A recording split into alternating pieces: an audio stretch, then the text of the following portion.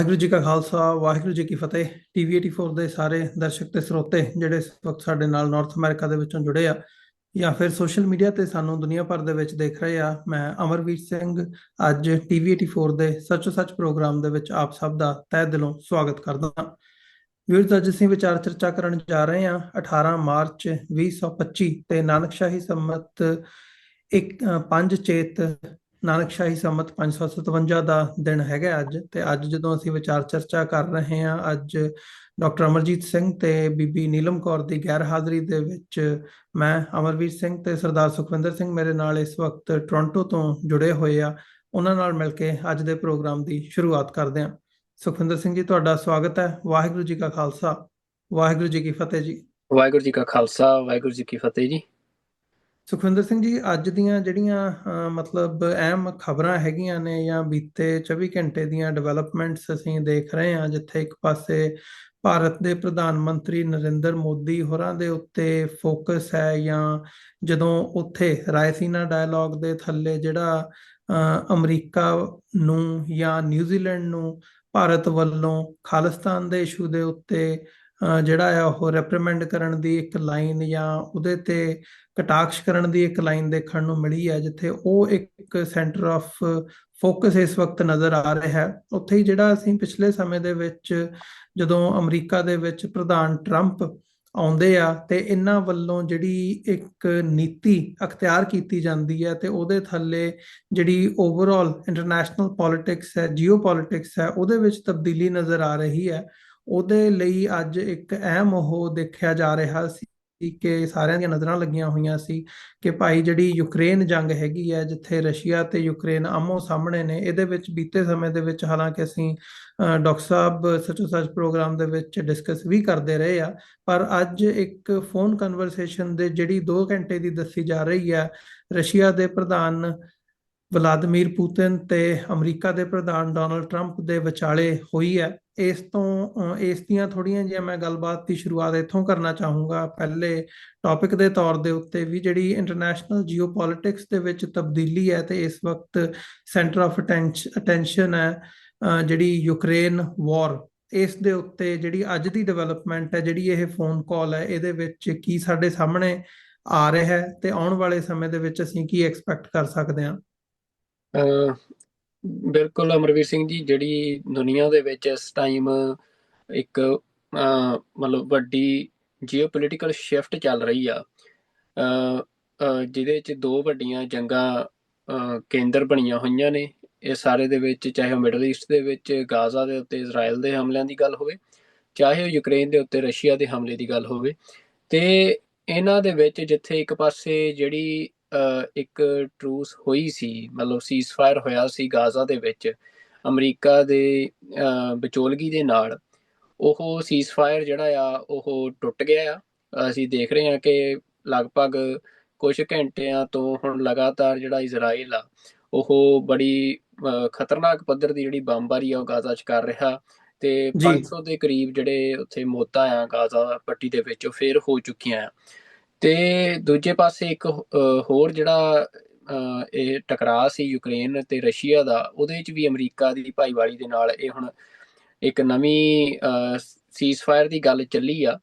ਜਿਹਦੇ 'ਚ ਅੱਜ 90 ਮਿੰਟ ਦੇ ਕਰੀਬ ਦੱਸਿਆ ਜਾ ਰਿਹਾ ਕਿ ਗੱਲਬਾਤ ਹੋਈ ਆ ਡੋਨਾਲਡ ਟਰੰਪ ਦੀ ਤੇ ਰਸ਼ੀਆ ਦੇ ਪ੍ਰੈਜ਼ੀਡੈਂਟ ਵਲਾਦੀਮੀਰ ਪੁਤਿਨ ਦੀ। ਤੇ ਇਸ ਗੱਲਬਾਤ ਦੇ ਵਿੱਚ ਇਹਦੇ ਤੇ ਜਿਹੜੇ ਐਨਾਲਿਸਿਸ ਆ ਰਹੇ ਆ ਉਹਦੇ ਬਾਰੇ ਵੀ ਅਸੀਂ ਗੱਲਬਾਤ ਕਰਾਂਗੇ, ਪਰ ਜਿਹੜੇ ਕੁਝ ਸਮਝ ਤੇ ਜਿਹੜੀ ਇਹ ਸਾਰੀ ਗੱਲਬਾਤ ਦੀ ਉਹਦਾ ਜੇ ਅਸੀਂ ਆਪਣੇ ਦਰਸ਼ਕਾਂ ਦੇ ਨਾਲ ਸਾਂਝੀ ਕਰ ਦਈਏ ਤਾਂ ਸਭ ਤੋਂ ਜਿਹੜੀ ਅਹਿਮ ਗੱਲ ਆ ਕਿ ਇਸ ਫੋਨ ਕਾਲ ਤੋਂ ਬਾਅਦ ਪੁਤਿਨ ਸਿਰਫ ਇਸ ਗੱਲ ਹੀ ਮੰਨਿਆ ਆ ਕਿ ਉਹ ਜਿਹੜੇ ਯੂਕਰੇਨ ਦੇ ਜਿਹੜਾ એનર્ਜੀ ਜਿਹੜਾ ਇਨਫਰਾਸਟ੍ਰਕਚਰ ਆ ਉਹਦੇ ਤੇ ਹੁਣ ਰਸ਼ੀਆ ਅਗਲੇ 30 ਦਿਨਾਂ ਤੱਕ ਕੋਈ ਹਮਲਾ ਨਹੀਂ ਕਰੇਗਾ। ਤੇ ਮਤਲਬ ਸਿਰਫ ਜਿਹੜਾ એનર્ਜੀ ਟਾਰਗੇਟ ਆ ਉਹਨਾਂ ਦੇ ਉੱਤੇ ਹਮਲੇ ਨਾ ਕਰਨ ਦੀ ਗੱਲ ਜਿਹੜੀ ਆ ਉਹ ਪੁਤਿਨ ਨੇ ਮੰਨੀ ਆ, ਤੇ ਨਾਲ ਹੀ ਪੁਤਿਨ ਨੇ ਇਹ ਸ਼ਰਤ ਜਿਹੜੀ ਰੱਖੀ ਆ ਵੀ ਜਿਹੜਾ ਕੰਪਲੀਟ ਸੀਜ਼ਫਾਇਰ ਆ ਜਾਂ ਜੰਗਬੰਦੀ ਆ ਪੂਰੀ ਤਰ੍ਹਾਂ ਦੇ ਨਾਲ ਉਹ ਕਰਨ ਦੇ ਲਈ ਉਹਨਾਂ ਨੇ ਸ਼ਰਤ ਰੱਖੀ ਆ ਕਿ ਇੱਕ ਤਾਂ ਜਿਹੜੀ ਫੋਰਨ ਮਿਲਟਰੀ ਏਡ ਆ ਯੂਕਰੇਨ ਨੂੰ ਉਹ ਪੂਰੀ ਤਰ੍ਹਾਂ ਬੰਦ ਹੋਣੀ ਚਾਹੀਦੀ ਆ,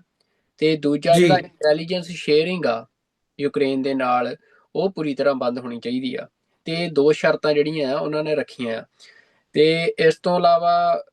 ਕਿਹਾ ਜਾ ਰਿਹਾ ਕਿ ਜਿਹੜਾ ਐਨਾਲਿਸਿਸ ਹੋ ਰਿਹਾ ਉਹ ਇਹ ਹੋ ਰਿਹਾ ਕਿ ਜਿਹੜੀਆਂ ਇਹ ਜਿਵੇਂ ਦੀਆਂ ਸ਼ਰਤਾਂ ਰੱਖੀਆਂ ਗਈਆਂ ਨੇ, ਇਹ ਸਪਸ਼ਟ ਕਰਦੀਆਂ ਕਿ ਪੁਤਿਨ ਕਿਤੇ ਵੀ ਜਿਹੜਾ ਉਹਨਾਂ ਦੀ ਐਸਪੀਰੇਸ਼ਨ ਆ ਯੂਕਰੇਨ ਨੂੰ ਰਸ਼ੀਆ 'ਚ ਮਿਲਾਉਣ ਦੀ, ਉਹ ਤੋਂ ਪਿੱਛੇ ਹਟਦੇ ਨਜ਼ਰ ਨਹੀਂ ਆ ਰਹੇ ਆ। ਨਹੀਂ ਆ ਰਹੇ। ਬਿਲਕੁਲ, ਕਿਉਂਕਿ ਜਿਹੜੀਆਂ ਉਹਨਾਂ ਦੀਆਂ ਸ਼ਰਤਾਂ ਨੇ ਉਹ ਸਿਰਫ ਯੂਕਰੇਨ ਦਾ ਜਿਹੜਾ ਤੁਸੀਂ ਕਹਿ ਸਕਦੇ ਹੋ ਡਿਫੈਂਸ ਆ, ਉਹਨੂੰ ਕਮਜ਼ੋਰ ਕਰਨ ਦੀਆਂ ਸ਼ਰਤਾਂ ਨੇ, ਵੀ ਜਿਹਦੇ ਵਿੱਚ ਚਾਹੇ ਉਹ ਫੋਰਨ ਮਿਲਟਰੀ ਏਡ ਰੋਕਣ ਦੀ ਗੱਲ ਹੋਵੇ, ਚਾਹੇ ਉਹ ਇੰਟੈਲੀਜੈਂਸ ਸ਼ੇਅਰਿੰਗ ਰੋਕਣ ਦੀ ਗੱਲ ਹੋਵੇ, ਵੀ ਤੁਸੀਂ ਇਹ ਪਹਿਲਾਂ ਕਰੋ, ਵੀ ਉਸ ਤੋਂ ਬਾਅਦ ਅਸੀਂ ਜਿਹੜੀ ਜੰਗ ਰੋਕਾਂਗੇ। ਪਰ ਉਹਦੇ 'ਚ ਫਿਰ ਐਨਾਲਿਸਿਸ ਜਿਹੜੇ ਮਾਹਰ ਕਰ ਰਹੇ ਆ, ਉਹ ਕਹਿ ਰਹੇ ਆ ਕਿ ਆਲਰੇਡੀ ਇਸ ਜੰਗ ਦੇ ਵਿੱਚ ਯੂਕਰੇਨ ਦਾ ਇੱਕ ਵੱਡਾ ਹਿੱਸਾ ਜਿਹੜਾ ਆ ਉਹ ਰਸ਼ੀਆ ਆਪਣੇ ਕਬਜ਼ੇ 'ਚ ਕਰ ਚੁੱਕਿਆ ਆ। ਤੇ ਮਤਲਬ ਉਹ ਉਸ ਇਲਾਕੇ ਤੋਂ ਹਟਣ ਬਾਰੇ ਪੁਤਿਨ ਨੇ ਕੋਈ ਵੀ ਜਿਹੜਾ ਇਸ਼ਾਰਾ ਆ ਇਸ ਗੱਲਬਾਤ ਦੇ ਵਿੱਚ ਨਹੀਂ ਕੀਤਾ। ਤੇ ਕੁਝ ਮਾਹਰ ਇਹ ਵੀ ਕਹਿ ਰਹੇ ਆ ਕਿ ਟਰੰਪ ਦਾ ਇਹ ਬਹੁਤ ਵੱਡਾ ਇੱਕ ਬਲੰਡਰ ਆ ਜਿਹੜਾ ਉਹਨਾਂ ਨੇ ਕੀਤਾ ਹੈ, ਕਿਉਂਕਿ ਜਿਹੜੇ ਪੁਤਿਨ ਆ ਉਹ ਜਿਹੜੀ ਦੁਨੀਆ ਦੀ ਤੁਸੀਂ ਕਹਿ ਸਕਦੇ ਹੋ ਕਿ ਡੀਪ ਪੋਲਿਟਿਕਸ ਦੀ ਗੇਮ ਆ ਉਹਦੇ ਮਾਹਰ ਨੇ, ਕਿਉਂਕਿ ਉਹ KGB ਏਜੰਟ ਰਹੇ ਆ ਪਹਿਲਾਂ। ਤੇ ਦੁਨੀਆ ਦੇ ਜਿਹੜੇ ਸਿਆਸਤਦਾਨ ਨੇ ਉਹਨਾਂ ਨਾਲ ਕਿਵੇਂ ਨਜਿੱਠਣਾ ਆ, ਕਿਵੇਂ ਡਿਪਲੋਮੇਸੀ ਕਰਨੀ ਆ, ਉਹਦੇ 'ਚੋਂ ਬੜੇ ਮਾਹਰ ਮੰਨੇ ਜਾਂਦੇ ਆ। ਤੇ ਇਹ ਜਿਹੜੀ ਅੱਜ ਫੋਨ ਕਾਲ ਆ, ਇਹਨੂੰ ਯੂਰਪ ਸਾਰਾ ਆ ਉਹ ਵੀ ਇੱਕ ਤਰ੍ਹਾਂ ਦੇ ਨਾਲ ਰਸ਼ੀਆ ਦੀ ਜਿੱਤ ਵਾਂਗ ਦੇਖ ਰਿਹਾ ਆ। ਤੇ ਹਾਲਾਂਕਿ ਜਿਹੜਾ ਜੀ ਯੂਕਰੇਨ ਦੇ ਜਿਹੜੇ ਲੀਡਰ ਨੇ ਇਸ ਟਾਈਮ ਜ਼ੈਲੈਂਸਕੀ, ਉਹਨਾਂ ਨੇ ਇਸ ਜਿਹੜੀ ਜੰਗਬੰਦੀ ਜਿੰਨੀ ਕੁ ਲਿਮਿਟਡ ਹੋਈ ਆ ਉਹਦਾ ਸਵਾਗਤ ਕੀਤਾ, ਪਰ ਨਾਲ ਹੀ ਉਹਨਾਂ ਨੇ ਕਿਹਾ ਆ ਕਿ Russia isn't ready to end the war. ਮਤਲਬ ਉਹਨਾਂ ਨੇ ਸਪਸ਼ਟ ਕੀਤਾ ਜ਼ੈਲੈਂਸਕੀ ਨੇ ਅੱਜ ਵਾਲੀ ਗੱਲਬਾਤ ਤੋਂ ਬਾਅਦ ਇਹ ਲੱਗ ਰਿਹਾ ਹੈ ਕਿ ਰਸ਼ੀਆ ਜਿਹੜਾ ਹੈ ਉਹ ਜੰਗ ਖਤਮ ਨਹੀਂ ਕਰਨੀ ਚਾਹੁੰਦਾ ਆ। ਤੇ ਹੁਣ ਜੀ ਇਹ ਗੱਲ ਜਿਹੜੀ ਦੇਖਣ ਵਾਲੀ ਹੋਵੇਗੀ, ਕਿਉਂਕਿ ਜਿੱਥੋਂ ਮੈਂ ਗੱਲ ਸ਼ੁਰੂ ਕੀਤੀ ਸੀ ਕਿ ਅਮਰੀਕਾ ਜਿਹੜਾ ਆ ਉਹ ਦੁਨੀਆ ਦੇ ਵਿੱਚ ਇਹ ਲਗਾਤਾਰ ਅੱਜ ਸਵਾਲ ਖੜਾ ਹੋ ਰਿਹਾ ਕਿ ਜਿਸ ਤਰ੍ਹਾਂ ਦੀ ਪਾਲਿਸੀ ਅਮਰੀਕਾ ਨੇ ਲਈ ਆ, ਉਹਦੇ ਨਾਲ ਜਿਹੜਾ ਉਹਦਾ ਵਰਲਡ ਆਰਡਰ ਦੇ ਉੱਤੇ ਪ੍ਰਭਾਵ ਸੀ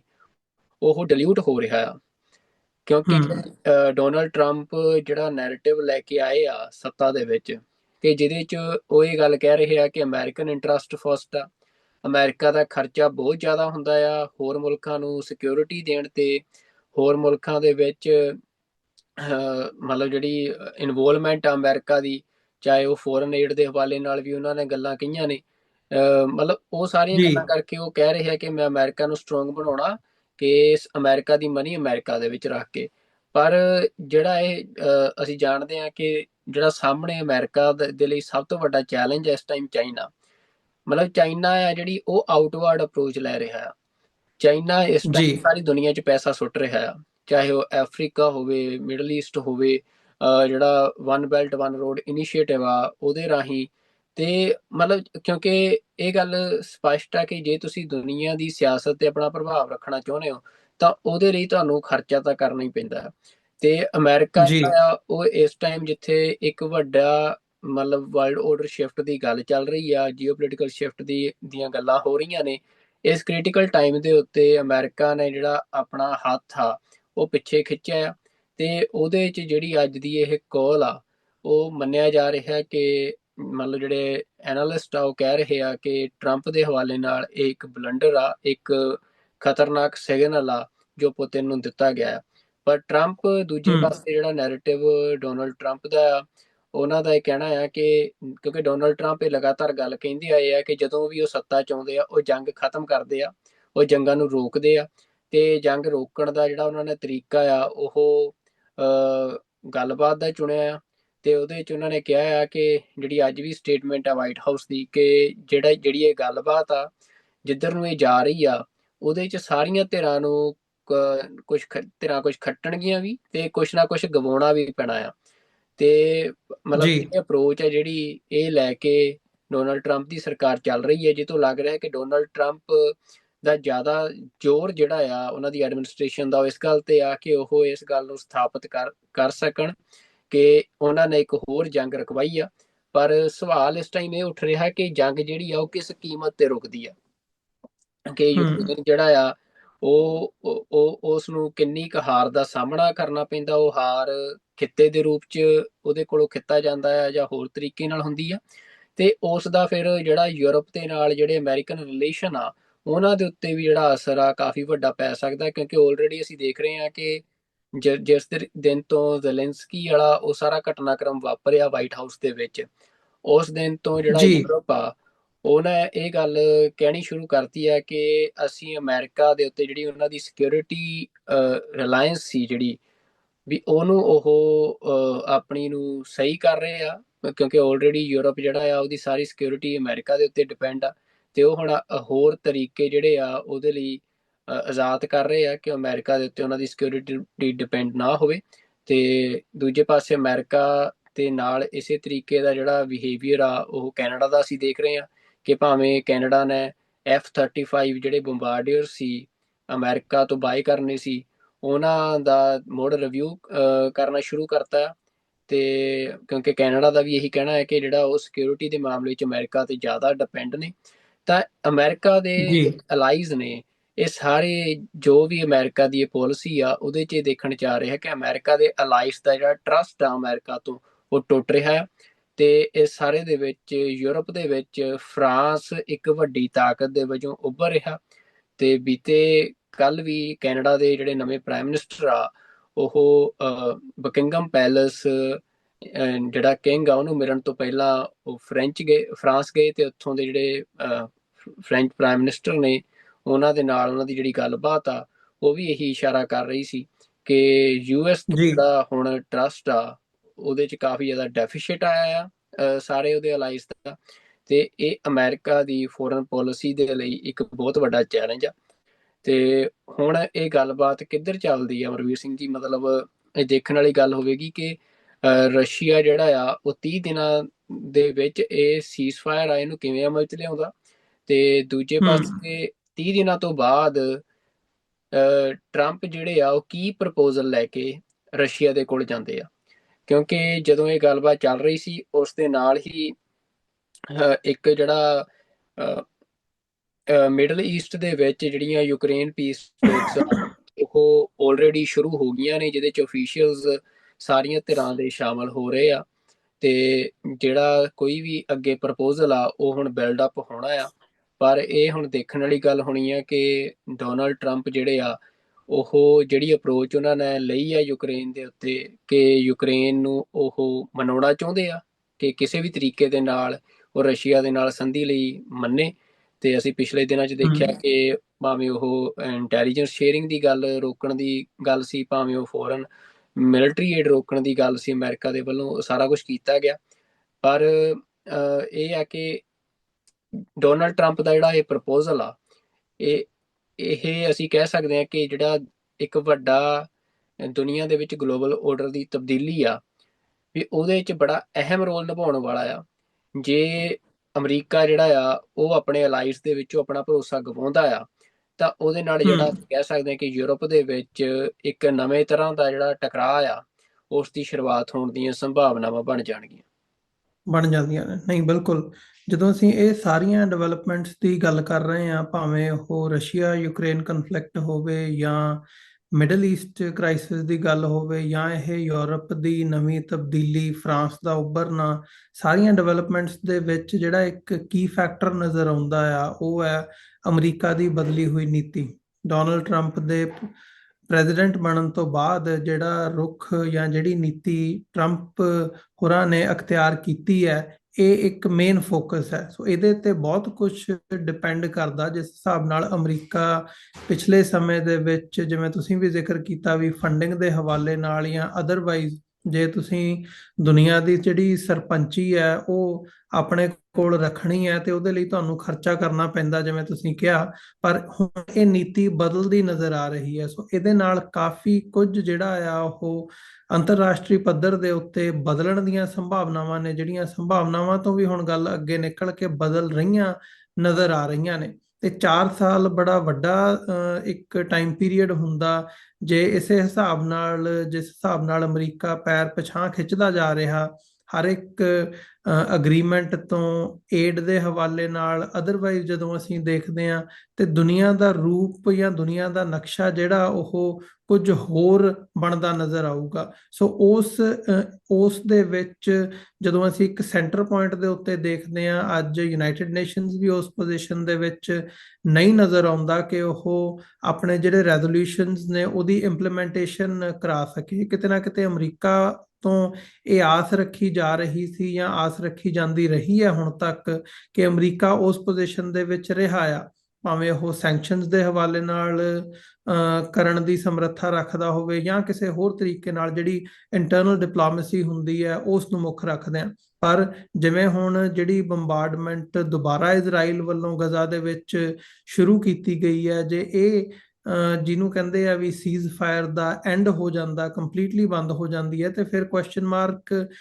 ਜਿਹੜਾ ਆ ਉਹ ਯੂਕਰੇਨ ਰਸ਼ੀਆ ਕਨਫਲਿਕਟ ਵਾਲੇ ਸੀਜ਼ ਫਾਇਰ ਦੇ ਉੱਤੇ ਵੀ ਨਾਲ ਦੀ ਨਾਲ ਆ ਕੇ ਲੱਗ ਜਾਂਦਾ ਵੀ ਉਹਦੇ ਵੀ ਕੀ ਚਾਂਸਸ ਨੇ ਜਾਂ ਕੀ ਉਹ ਰਸ਼ੀਆ ਦੇ ਉੱਤੇ ਕਿਵੇਂ ਬਾਈਂਡਿੰਗ ਕੀਤਾ ਜਾ ਸਕਦਾ ਕਿ ਉਹ ਸੀਜ਼ ਫਾਇਰ ਹੈ ਜਿਹੜਾ ਉਹ ਸਿਰੇ ਚੜੇ ਤੇ ਉਹ ਕੋਈ ਫਾਈਨਲ ਕਨਫਲਿਕਟ ਰੈਜ਼ੋਲਿਊਸ਼ਨ ਵੱਲ ਗੱਲ ਤੁਰ ਸਕੇ। ਇਹ ਜਿਹੜੇ ਸਾਰੇ ਕੁਐਸਚਨ ਮਾਰਕਸ ਨੇ ਇਹਦੇ ਉੱਤੇ ਬੜਾ ਮਤਲਬ ਇੱਕ ਜਿਹਨੂੰ ਕਹਿੰਦੇ ਆ ਵੀ ਭੰਬਲ ਭੂਸੇ ਵਾਲੀ ਸਿਚੁਏਸ਼ਨ ਜੀ ਨਜ਼ਰ ਆਉਂਦੀ ਹੈ ਵੀ ਆਉਣ ਵਾਲੇ ਸਮੇਂ ਦੇ ਵਿੱਚ ਹੋਣਾ ਕੀ ਹੈ। ਸੋ ਅਮਰੀਕਾ ਦੀ ਨੀਤੀ ਜਿਹੜੀ ਹੈ ਉਹਨੂੰ ਕਿਵੇਂ ਸਮਝਿਆ ਜਾਵੇ, ਕਿਵੇਂ ਦੇਖਿਆ ਜਾਵੇ, ਇਹ ਇੱਕ ਵੱਡਾ ਸਵਾਲ ਹੈ ਇਸ ਸਾਰੇ ਦੇ ਵਿੱਚ। ਬਿਲਕੁਲ ਅਮਰਵੀਰ ਸਿੰਘ ਜੀ, ਦੇਖੋ ਫੈਸਲਾ ਕੀ ਹੋਣਾ ਕੀ ਨਹੀਂ ਹੋਣਾ ਇਹ ਤਾਂ ਭਵਿੱਖ ਦੀ ਕੁੱਖ ਦੇ ਵਿੱਚ ਆ। ਪਰ ਮਤਲਬ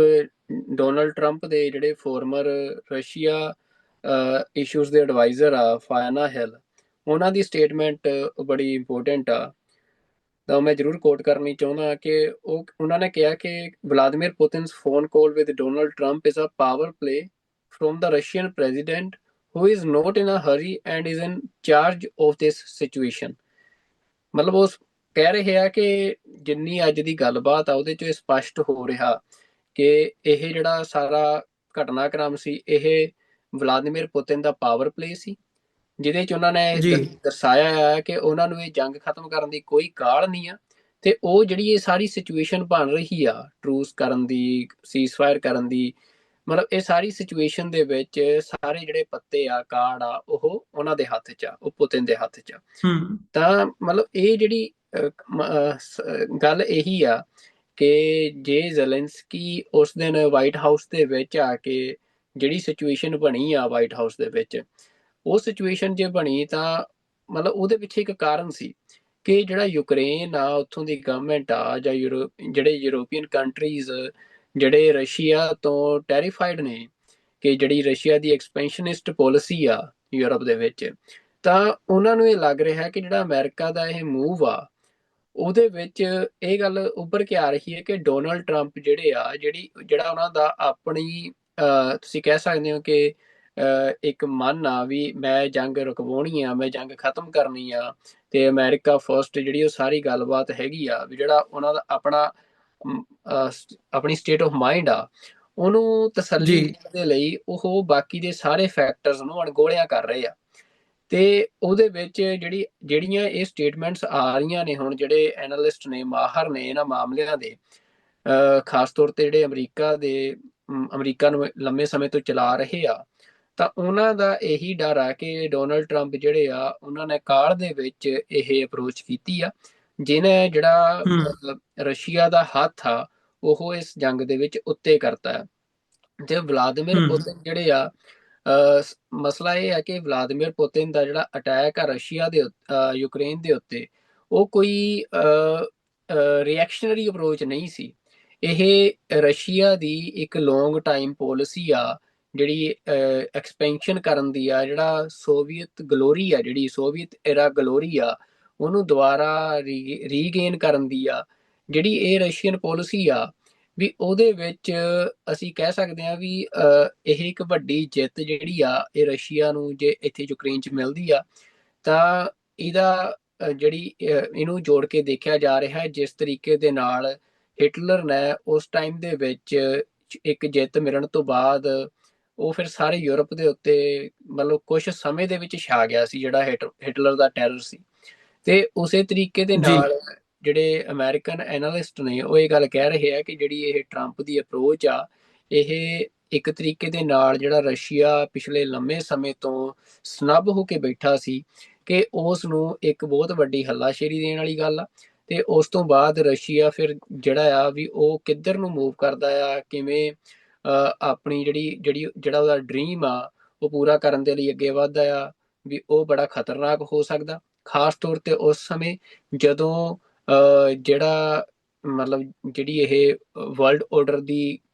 ਅਸੀਂ ਕਹਿ ਸਕਦੇ ਹਾਂ ਕਿ ਜਿਹੜਾ ਕਲੈਸ਼ ਆ ਉਹ ਹੁਣ ਇਕੱਲਾ ਯੂਰਪ ਤੱਕ ਸੀਮਿਤ ਨਹੀਂ ਰਹਿ ਗਿਆ ਹੋਇਆ। ਅਸੀਂ ਦੇਖ ਰਹੇ ਹਾਂ ਕਿ ਅੱਜ ਦੁਨੀਆ ਦੇ ਇਤਿਹਾਸ ਦੇ ਵਿੱਚ ਕਿਹਾ ਜਾ ਰਿਹਾ ਹੈ ਕਿ ਅੱਜ ਵਰਲਡ ਮੈਪ ਦੇ ਉੱਤੇ ਸਭ ਤੋਂ ਵੱਧ ਫਲੈਸ਼ ਪੁਆਇੰਟ ਲੋਕੇਸ਼ਨਸ ਨੇ, ਭਾਵ ਜਿੱਥੇ ਟਕਰਾਅ ਚੱਲ ਰਹੇ ਆ। ਤੇ ਜੀ ਉਹ ਇੱਕ ਮਤਲਬ ਇੱਕ ਇਸ਼ਾਰਾ ਮੰਨਿਆ ਜਾ ਰਿਹਾ ਹੈ ਕਿ ਇਸ ਟਾਈਮ ਸਾਰੀ ਦੁਨੀਆ ਦੇ ਵਿੱਚ ਅਸਥਿਰਤਾ ਆ। ਹਰ ਇੱਕ ਪਾਸੇ ਆਪਣੇ ਇੰਟਰਸਟ ਸਿਕਿਉਰ ਕਰਨ ਦੀ ਦੌੜ ਲੱਗੀ ਹੋਈ ਆ। ਰਾਤੋਂ ਰਾਤ ਧਿਰਾਂ ਬਦਲੀਆਂ ਜਾ ਰਹੀਆਂ ਨੇ, ਮਤਲਬ ਪਿੱਠ ਦੇ ਉੱਤੇ ਵਾਰ ਕੀਤੇ ਜਾ ਰਹੇ ਆ ਆਪਣਿਆਂ ਦੇ। ਤੇ ਮਤਲਬ ਇਸ ਤਰੀਕੇ ਦੀ ਸਾਰੀ ਸਿਚੁਏਸ਼ਨ ਦੇ ਵਿੱਚ ਅਮਰੀਕਾ ਦੀ ਇਹ ਪਾਲਿਸੀ, ਖਾਸ ਤੌਰ ਤੇ ਡੋਨਾਲਡ ਟਰੰਪ ਦੀ ਪਾਲਿਸੀ ਅਜੇ ਤੱਕ ਮਾਹਰਾਂ ਦੇ ਸਮਝ 'ਚ ਨਹੀਂ ਆ ਰਹੀ ਆ। ਹੋ ਸਕਦਾ ਵੀ ਇਹ ਕੁਝ ਮਤਲਬ ਡੋਨਾਲਡ ਟਰੰਪ ਅਨਪ੍ਰੈਡਿਕਟੇਬਲ ਪਰਸਨ ਆ, ਵੀ ਉਹ ਕੀ ਕਰਨ ਅਗਲੇ ਦਿਨ, ਅੱਜ ਕੁਝ ਕੀਤਾ ਤੇ ਅਗਲੇ ਦਿਨ ਕੀ ਕਰਨ, ਇਹਦੇ ਬਾਰੇ ਕੁਝ ਨਹੀਂ ਪਤਾ ਹੁੰਦਾ। ਪਰ ਜਿਸ ਤਰੀਕੇ ਦੇ ਨਾਲ ਗੱਲਾਂ ਚੱਲ ਰਹੀਆਂ ਨੇ ਉਹ ਤੋਂ ਜਿਹੜੇ ਅੰਦਾਜ਼ੇ ਲਾਏ ਜਾ ਰਹੇ ਆ ਉਹ ਇਹੀ ਲਾਏ ਜਾ ਰਹੇ ਆ ਕਿ ਡੋਨਾਲਡ ਟਰੰਪ ਨੇ ਸ਼ਾਇਦ ਜਿਹੜੀ ਇਹ ਅਪਰੋਚ ਲਈ ਆ ਯੂਕਰੇਨ ਰਸ਼ੀਆ ਦੇ ਵਿੱਚ ਜੰਗ ਖਤਮ ਕਰਾਉਣ ਦੀ, ਜੰਗ ਖਤਮ ਹੋਣੀ ਚਾਹੀਦੀ ਆ, ਪਰ ਅਮਰੀਕਾ ਦੇ ਇੰਟਰਸਟ ਤੋਂ ਇਹ ਕਿਹਾ ਜਾ ਰਿਹਾ ਕਿ ਸ਼ਾਇਦ ਇਹ ਅਪਰੋਚ ਜਿਹੜੀ ਆ ਇਹ ਅਮਰੀਕਾ ਦੇ ਹਿੱਤ ਦੇ ਵਿੱਚ ਨਾ ਜਾਵੇ। ਨਹੀਂ, ਚਲੋ ਰੱਬ ਸੁੱਖ ਰੱਖੇ, ਅਰਦਾਸ ਕਰਦੇ ਆ ਜੰਗ ਤੇ ਲਈ। ਤੇ ਹਮੇਸ਼ਾ ਇਹੀ ਹੁੰਦਾ ਵੀ ਭਾਈ ਜੇ ਜੰਗ ਖਤਮ ਹੋਵੇ ਉਹ ਸਾਰਿਆਂ ਦੇ ਹੱਕ ਦੇ ਵਿੱਚ ਹੈ, ਪਰ ਜਿਹੜੀ ਇਹ ਸਥਿਤੀ ਹੈ ਇਹ ਰਿਜ਼ੋਲਵ ਹੋਵੇ, ਇਸੇ ਦੀ ਅਰਦਾਸ ਹੈ। ਤੇ ਗੱਲ ਹੁਣ ਅੱਗੇ ਤੋਰਦੇ ਆ, ਜਦੋਂ ਅਸੀਂ ਭਾਰਤ ਦਾ ਜ਼ਿਕਰ ਕਰਦੇ ਹਾਂ, ਮਤਲਬ ਪਿਛਲੇ ਸਮੇਂ ਦੇ ਵਿੱਚ ਜਿਵੇਂ ਟਰਾਂਸਨੈਸ਼ਨਲ ਰਿਪਰੈਸ਼ਨ ਦਾ ਦੌਰ ਅਸੀਂ ਦੇਖ ਰਹੇ ਹਾਂ, ਦੇਖਿਆ ਆ, ਉਹਦੇ ਤੇ ਜਿਵੇਂ ਸਿੱਖ ਕੇਸ ਜਿਹੜਾ ਉਹ ਇੰਟਰਨੈਸ਼ਨਲ ਪੱਧਰ ਦੇ ਉੱਤੇ ਹਾਈਲਾਈਟ ਹੋਇਆ, ਇਹ ਆਪਣੇ ਆਪ ਦੇ ਵਿੱਚ ਸਿੱਖਾਂ ਦੇ ਲਈ ਇੱਕ ਬਹੁਤ ਵੱਡੀ ਗੱਲ ਹੈਗੀ ਹੈ। ਜਦੋਂ ਅਸੀਂ 1984 ਤੋਂ ਬਾਅਦ ਦਾ ਸਾਰਾ ਟਾਈਮ ਪੀਰੀਅਡ ਦੇਖਦੇ ਹਾਂ ਹੁਣ ਤੱਕ, ਇਹ ਇੱਕ ਫਲਿੱਪ ਮਿਲੀ ਹੈ ਉਸ ਸਾਰੇ ਪਾਰਟ ਨੂੰ ਜਦੋਂ ਅਸੀਂ ਦੇਖਦੇ ਹਾਂ। ਤੇ ਅੱਜ ਦੀ ਡੇਟ ਦੇ ਵਿੱਚ ਹੁਣ ਵੀ ਇਹੀ ਗੱਲ ਅਸੀਂ ਦੇਖ ਰਹੇ ਹਾਂ ਕਿ ਕਿਤੇ ਨਾ ਕਿਤੇ ਇਹ ਲੱਗ ਰਿਹਾ ਸੀ ਵੀ ਜਦੋਂ ਪਿਛਲੇ ਸਮੇਂ ਦੇ ਵਿੱਚ ਰੈਫਰੈਂਡਮਸ ਹੋਏ ਆ ਜਾਂ ਜਿਹੜੀਆਂ ਐਕਟੀਵਿਟੀਜ਼ ਹੁੰਦੀਆਂ ਨੇ, ਭਾਰਤ ਉਸ ਦੇ ਉੱਤੇ ਰਿਐਕਟ ਕਰਕੇ ਉਸ ਨੂੰ ਹਾਈਲਾਈਟ ਕਰਦਾ ਰਿਹਾ, ਜਾਂ ਉਹ ਇਸ ਕਿਸਮ ਦੀ ਜਿਹੜੀ ਹਾਈਲਾਈਟ ਹੈ ਉਹ ਸਿੱਖਾਂ ਦੇ ਲਈ ਵੀ ਜਿਹੜੀ ਹੈ ਉਹ ਲਾਹੇਵੰਦ ਸਾਬਤ ਹੁੰਦੀ ਰਹੀ ਹੈ। ਪਰ ਹੁਣ ਐ ਲੱਗਦਾ ਸੀ ਵੀ ਸ਼ਾਇਦ ਉਹ ਕਿਤੇ ਨਾ ਕਿਤੇ ਸੰਭਲ ਰਹੇ ਨੇ, ਥੋੜਾ ਜਿਹਾ ਰਿਐਕਟ ਨਹੀਂ ਕਰ ਰਹੇ। ਪਰ ਹੁਣ ਦੁਬਾਰਾ ਜਿਹੜੀ ਨਿਊਜ਼ੀਲੈਂਡ ਦੇ ਹਵਾਲੇ ਨਾਲ ਜਾਂ ਈਵਨ ਅਮਰੀਕਾ ਦੇ ਹਵਾਲੇ ਨਾਲ ਖਬਰ ਆਈ ਹੈ ਕਿ ਅਮਰੀਕਾ ਨੂੰ ਵੀ ਭਾਰਤ ਨੇ ਤੇ ਨਿਊਜ਼ੀਲੈਂਡ ਨੂੰ ਵੀ ਜਿਹੜਾ ਆ ਸਿਕਸ ਫਾਰ ਜਸਟਿਸ ਨੂੰ ਇੱਕ ਟੈਰਰਿਸਟ ਆਰਗੇਨਾਈਜੇਸ਼ਨ ਦੇ ਤੌਰ ਤੇ ਨਾਮਜ਼ਦ ਕਰਨ ਦੀ ਜਿਹੜੀ ਅਪੀਲ ਕੀਤੀ ਹੈ, ਜਾਂ ਇਸ ਸਾਰੇ ਇਸ਼ੂ ਨੂੰ ਪਰਸਨਲ ਲੈਵਲ ਦੇ ਉੱਤੇ ਨਰਿੰਦਰ ਮੋਦੀ ਹੋਰਾਂ ਨੇ ਉਠਾਇਆ। ਇਹ ਇੱਕ ਇੰਪੋਰਟੈਂਟ ਨੁਕਤਾ ਹੈਗਾ ਜਿਹੜਾ ਦੇਖਣਾ ਬਣਦਾ, ਸਮਝਣਾ ਬਣਦਾ ਵੀ ਇਹਦੀ ਗਹਿਰਾਈ ਦੇ ਵਿੱਚ, ਡੂੰਘਾਈ ਦੇ ਵਿੱਚ ਕੀ ਨੀਤੀ ਪਈ ਹੈ ਜਿਹੜੀ ਭਾਰਤ ਇਸ ਵਕਤ ਅਖਤਿਆਰ ਕਰ ਰਿਹਾ ਹੈ। ਬਿਲਕੁਲ ਅਮਰਵੀਰ ਸਿੰਘ ਜੀ, ਜਿਹੜਾ ਕੱਲ ਅਸੀਂ ਦੇਖਿਆ ਡਾਕਟਰ ਅਮਰਜੀਤ ਸਿੰਘ ਹੋਰਾਂ ਨੇ ਵੀ ਇਸ ਖਬਰ ਨੂੰ ਡਿਸਕਸ ਕੀਤਾ ਸੀ ਕਿ ਭਾਰਤ ਦੇ ਪ੍ਰਧਾਨ ਮੰਤਰੀ ਨੇ ਨਿਊਜ਼ੀਲੈਂਡ ਦੇ ਪ੍ਰਾਈਮ ਮਿਨਿਸਟਰ ਜੋ ਹੁਣ ਇੰਡੀਆ ਦੇ ਦੌਰੇ ਤੇ ਨੇ, ਉਹਨਾਂ ਦੇ ਸਾਹਮਣੇ ਇਹ ਜਿਹੜਾ ਮੁੱਦਾ ਆ ਉਭਾਰਿਆ ਸੀ ਕਿ ਜਿਹੜੀਆਂ ਨਿਊਜ਼ੀਲੈਂਡ ਦੀ ਧਰਤੀ ਤੋਂ ਐਂਟੀ ਇੰਡੀਆ ਐਕਟੀਵਿਟੀਜ਼ ਹੋ ਰਹੀਆਂ ਨੇ। ਤੇ ਹਾਲਾਂਕਿ ਉਹਨਾਂ ਨੇ ਸਿੱਖਸ ਫॉर ਜਸਟਿਸ ਦਾ ਉੱਥੇ ਨਾਂ ਨਹੀਂ ਲਿਆ ਜਾਂ ਸਿੱਖਾਂ ਦੀ ਕਿਸੇ ਐਕਟੀਵਿਟੀ ਦਾ ਨਾਂ ਨਹੀਂ ਲਿਆ, ਪਰ ਉਹਨਾਂ ਨੇ ਜਿਹੜੇ 3 ਵਰਡ ਜਾਂ ਸ਼ਬਦ ਵਰਤੇ ਸੀ ਉਹ ਸਾਰੀ ਸਟੇਟਮੈਂਟ 'ਚ ਉਹ ਸੀ ਟੈਰਰਿਜ਼ਮ, ਸੈਪਰੇਟਿਸਟ ਤੇ ਐਕਸਟ੍ਰੀਮਿਸਟ, ਵੀ ਇਹਨਾਂ ਤਿੰਨਾਂ ਦੇ ਖਿਲਾਫ ਸਾਨੂੰ ਕਾਰਵਾਈ ਕਰਨੀ ਚਾਹੀਦੀ ਹੈ। ਤੇ ਨਾਲ ਕਿਹਾ ਸੀ ਕਿ ਐਂਟੀ ਇੰਡੀਆ ਐਕਟੀਵਿਟੀਜ਼ ਨਿਊਜ਼ੀਲੈਂਡ ਤੋਂ ਹੋ ਰਹੀਆਂ ਨੇ। ਤੇ ਉਹਦੇ ਤੋਂ ਫਿਰ ਇੰਡੀਆ ਦੇ ਸਾਰੇ ਮੀਡੀਆ ਨੇ ਮਤਲਬ ਸੋਰਸਿਸ ਨੂੰ ਕੋਟ ਕਰਦਿਆਂ ਇਹ ਖਬਰਾਂ ਲਾਈਆਂ ਸੀ ਕਿ ਜਿਹੜਾ ਮਤਲਬ ਪ੍ਰਾਈਮ ਮਿਨਿਸਟਰ ਨੇ ਨਿਊਜ਼ੀਲੈਂਡ ਦੇ ਪ੍ਰਾਈਮ ਮਿਨਿਸਟਰ ਤੱਕ ਇਤਰਾਜ਼ ਪ੍ਰਗਟ ਕੀਤਾ ਕਿ ਜਿਹੜੀ ਸਿੱਖਸ ਫॉर ਜਸਟਿਸ ਵੱਲੋਂ ਜਿਹੜਾ ਰੈਫਰੈਂਡਮ ਆ ਉੱਥੇ ਕਰਵਾਇਆ ਗਿਆ ਸੀ। ਤਾਂ ਉਹਦੇ 'ਚ ਜੀ ਫਿਰ ਕੁਝ ਗੱਲਾਂ ਜਿਹੜੀਆਂ ਨਵੀਆਂ ਸਾਹਮਣੇ ਆਈਆਂ, ਕਿਉਂਕਿ ਨਵੰਬਰ ਮਹੀਨੇ ਦੇ ਵਿੱਚ ਪਿਛਲੇ ਸਾਲ ਇਹ ਰੈਫਰੈਂਡਮ ਨਿਊਜ਼ੀਲੈਂਡ ਦੇ ਵਿੱਚ ਹੋਇਆ ਸੀ। ਤੇ ਉਸ ਤੋਂ ਪਹਿਲਾਂ ਜਿਹੜਾ ਇੰਡੀਆ ਦਾ ਫੋਰਨ ਮਿਨਿਸਟਰ ਹੈ ਐਸ ਜੈ ਸ਼ੰਕਰ, ਉਹਨੇ ਜਿਹੜੇ ਨਿਊਜ਼ੀਲੈਂਡ ਦੇ ਫੋਰਨ ਮਿਨਿਸਟਰ ਆ ਉਹਨਾਂ ਦੇ ਕੋਲ ਇਤਰਾਜ਼ ਪ੍ਰਗਟ ਕੀਤਾ ਸੀ ਪਰਸਨਲ ਤੌਰ ਤੇ ਕਿ ਤੁਸੀਂ ਇਸ ਰੈਫਰੈਂਡਮ ਨੂੰ ਰੁਕਵਾਓ। ਪਰ ਨਿਊਜ਼ੀਲੈਂਡ ਨੇ ਜੀ ਉਸ ਰੈਫਰੈਂਡਮ ਨੂੰ ਨਹੀਂ ਰੁਕਵਾਇਆ, ਬਲਕਿ ਆਪਣੀ ਪੂਰੀ ਸਿਕਿਉਰਿਟੀ ਦੇ ਕੇ ਤੇ ਉੱਥੇ ਰੈਫਰੈਂਡਮ ਹੋਇਆ। ਹਜ਼ਾਰਾਂ ਦੀ ਗਿਣਤੀ 'ਚ ਸਿੱਖਾਂ ਨੇ ਖਾਲਿਸਤਾਨ ਦੀ ਆਪਣੀ ਐਸਪੀਰੇਸ਼ਨ ਦਾ ਪ੍ਰਗਟਾਵਾ ਕੀਤਾ। ਤੇ ਹੂੰ ਉਹ ਹੁਣ ਜਦੋਂ ਨਿਊਜ਼ੀਲੈਂਡ ਦੇ ਪ੍ਰਾਈਮ ਮਿਨਿਸਟਰ ਆਏ ਤਾਂ ਇੰਡੀਆ ਦੇ ਪ੍ਰਾਈਮ ਮਿਨਿਸਟਰ ਨੇ ਮੁੱਦਾ ਚੁੱਕਿਆ, ਪਰ ਇੰਡੀਆ ਦੇ ਪ੍ਰਾਈਮ ਮਿਨਿਸਟਰ ਦੇ ਇਸ ਅਪਰੋਚ ਨੂੰ ਨਾਲ ਦੀ ਨਾਲ ਹੀ ਨਿਊਜ਼ੀਲੈਂਡ ਦੇ ਪ੍ਰਾਈਮ ਮਿਨਿਸਟਰ ਨੇ ਸਨੱਬ ਕਰਤਾ। ਨਿਊਜ਼ੀਲੈਂਡ ਦੇ ਪ੍ਰਾਈਮ ਮਿਨਿਸਟਰ ਨੂੰ ਜਦੋਂ ਇੰਡੀਆ ਦੇ ਵਿੱਚ ਇਸ ਬਾਰੇ ਪੁੱਛਿਆ ਗਿਆ ਕਿ ਤੁਹਾਡੇ ਤੱਕ ਇਹ ਜਿਹੜਾ ਮੁੱਦਾ ਤੁਹਾਨੂੰ ਚੱਕਿਆ ਗਿਆ, ਤਾਂ ਉਹਨਾਂ ਨੇ ਉੱਥੇ ਕਿਹਾ ਕਿ ਜਿਹੜਾ ਨਿਊਜ਼ੀਲੈਂਡ ਆ ਉਹਦੇ ਵਿੱਚ ਫ੍ਰੀ ਸਪੀਚ ਆ, ਅਸੀਂ ਕਿਸੇ ਨੂੰ ਆਪਣੀ ਗੱਲ ਕਹਿਣ ਤੋਂ ਨਹੀਂ ਰੋਕ ਸਕਦੇ ਆ ਤੇ ਸਾਡੇ ਕੋਲ ਉੱਥੇ ਲੋ ਐਂਡ ਆਰਡਰ ਮੇਨਟੇਨ ਕਰਨ ਦੇ ਲਈ ਬਹੁਤ ਚੰਗੀ ਪੁਲਿਸ ਆ। ਤਾਂ ਉਹਦੇ ਜਿਹੜੀ ਜੀ ਉਹਨਾਂ ਦੀ ਸਟੇਟਮੈਂਟ ਆ ਅਮਰਵੀਰ ਸਿੰਘ ਜੀ, ਉਹ ਬੜੀ ਇੰਪੋਰਟੈਂਟ ਆ, ਮੈਂ ਜ਼ਰੂਰ ਉਹ ਕੋਟ ਕਰਨੀ ਚਾਹੁੰਦਾ। ਉਹਨਾਂ ਨੇ ਕਿਹਾ, ਜਿਹੜੇ ਨਿਊਜ਼ੀਲੈਂਡ ਦੇ ਪ੍ਰਾਈਮ ਮਿਨਿਸਟਰ ਲਕਸਨ ਨੇ, ਕਿ we respect India's sovereign territory and sovereignty, but clearly ਜੀ we also have free speech in New Zealand। ਤੇ ਹੂੰ ਉਹਨਾਂ ਨੇ ਸਪਸ਼ਟ ਕੀਤਾ ਕਿ ਅਸੀਂ ਇੰਡੀਆ ਦੀ ਜਿਹੜੀ ਸੋਵਰੈਨਿਟੀ ਤੇ ਸੋਵਰਨ ਟੈਰਿਟਰੀ ਤੇ ਸੋਵਰੈਨਿਟੀ ਦੀ ਇੱਜ਼ਤ ਕਰਦੇ ਹਾਂ, ਪਰ ਸਾਡੇ ਉੱਥੇ ਨਿਊਜ਼ੀਲੈਂਡ ਦੇ ਵਿੱਚ ਫ੍ਰੀ ਸਪੀਚ ਦਾ ਹੱਕ ਆ ਤੇ ਅਸੀਂ ਉਹਨੂੰ ਨਹੀਂ ਕਟੇਲ ਕਰ ਸਕਦੇ ਹਾਂ। ਜਦੋਂ ਉਹਨਾਂ ਨੂੰ ਕਿਹਾ ਗਿਆ ਕਿ when questions around Modi suggestion New Zealand would support India in taking action against the illegal activity, Luxon again reiterated his position। ਜਦੋਂ ਉਹਨਾਂ ਨੂੰ ਦੁਬਾਰਾ ਇਹ ਗੱਲ ਪੁੱਛੀ ਗਈ ਕਿ ਤੁਸੀਂ ਜਿਹੜੀਆਂ ਇਲੀਗਲ ਐਕਟੀਵਿਟੀਆਂ ਇੰਡੀਆ ਕਹਿੰਦਾ ਆ ਜਿਹੜੀਆਂ ਨਿਊਜ਼ੀਲੈਂਡ ਦੇ ਵਿੱਚ ਹੋ ਰਹੀਆਂ ਨੇ ਇੰਡੀਆ ਦੇ ਖਿਲਾਫ, ਉਹਨਾਂ ਦੇ ਉੱਤੇ ਤੁਸੀਂ ਐਕਸ਼ਨ ਕਰੋਗੇ, ਤਾਂ ਦੁਬਾਰਾ ਨਿਊਜ਼ੀਲੈਂਡ ਦੇ ਪ੍ਰਾਈਮ ਮਿਨਿਸਟਰ ਨੇ ਆਪਣੀ ਉਸੇ ਪੋਜੀਸ਼ਨ ਨੂੰ ਦੁਹਰਾਉਂਦਿਆਂ ਉਹਨਾਂ ਨੇ ਕਿਹਾ, I understand the point Modi is making, but again from New Zealand's point of view we have very strong free speech laws and we have got a very good police force to enforce that। ਮਤਲਬ ਉਹਨਾਂ ਨੇ ਕਿਹਾ ਕਿ ਜੀ ਮੈਂ ਪੂਰੀ ਤਰ੍ਹਾਂ ਸਮਝਦਾ ਆ, ਭਾਵੇਂ ਮਤਲਬ ਇਹ ਗੱਲ ਬੜੀ ਇੰਪੋਰਟੈਂਟ ਨੋਟ ਕਰਨ ਵਾਲੀ ਆ, ਕਿਉਂਕਿ ਮੋਦੀ ਨੇ ਆਪਣੀ ਸਪੀਚ ਕਿਤੇ ਵੀ ਸਿੱਖਸ ਫॉर ਜਸਟਿਸ ਦਾ ਰੈਫਰੈਂਡਮ ਦਾ ਇਹਦਾ ਜ਼ਿਕਰ ਨਹੀਂ ਕੀਤਾ, ਬੜੀ ਡਿਪਲੋਮੈਟਿਕ ਉਹਨਾਂ ਨੇ ਆਪਣੀ ਹੂੰ ਸਪੀਚ ਕੀਤੀ। ਪਰ ਉਹਨਾਂ ਦੇ ਜਿਹੜੇ ਪ੍ਰਾਈਮ ਮਿਨਿਸਟਰ ਆ ਉਹਨਾਂ ਨੇ ਸਪਸ਼ਟ ਕਰਤਾ ਇੰਡੀਆ ਦੇ ਵਿੱਚ ਹੀ, ਕਹਿੰਦੇ ਮੈਨੂੰ ਪਤਾ ਆ ਵੀ ਮੋਦੀ ਕੀ ਕਹਿਣਾ ਚਾਹ ਰਿਹਾ ਸੀ, ਪਰ ਅਸੀਂ ਉਹਨੂੰ ਇਹੀ ਗੱਲ ਕਹਿਣੀ ਚਾਹੁੰਦੇ ਹਾਂ ਕਿ ਸਾਡੇ ਮੁਲਕ ਦੇ ਵਿੱਚ ਬੜਾ ਸਟਰੋਂਗ ਫ੍ਰੀ ਸਪੀਚ ਲਾਅ ਆ ਤੇ ਉਸ ਲਾਅ ਨੂੰ ਐਨਫੋਰਸ ਕਰਨ ਦੇ ਲਈ, ਉਹਦੀ ਪ੍ਰੋਟੈਕਸ਼ਨ ਕਰਨ ਦੇ ਲਈ ਸਾਡੇ ਕੋਲ ਬਹੁਤ ਗੁੱਡ ਪੁਲਿਸ ਫੋਰਸ ਆ। ਫਿਰ ਅੱਗੇ ਬੜੀ ਜੀ ਇੰਟਰਸਟਿੰਗ ਗੱਲ ਜਿਹੜੀ ਉਹ ਕਹਿੰਦੇ ਆ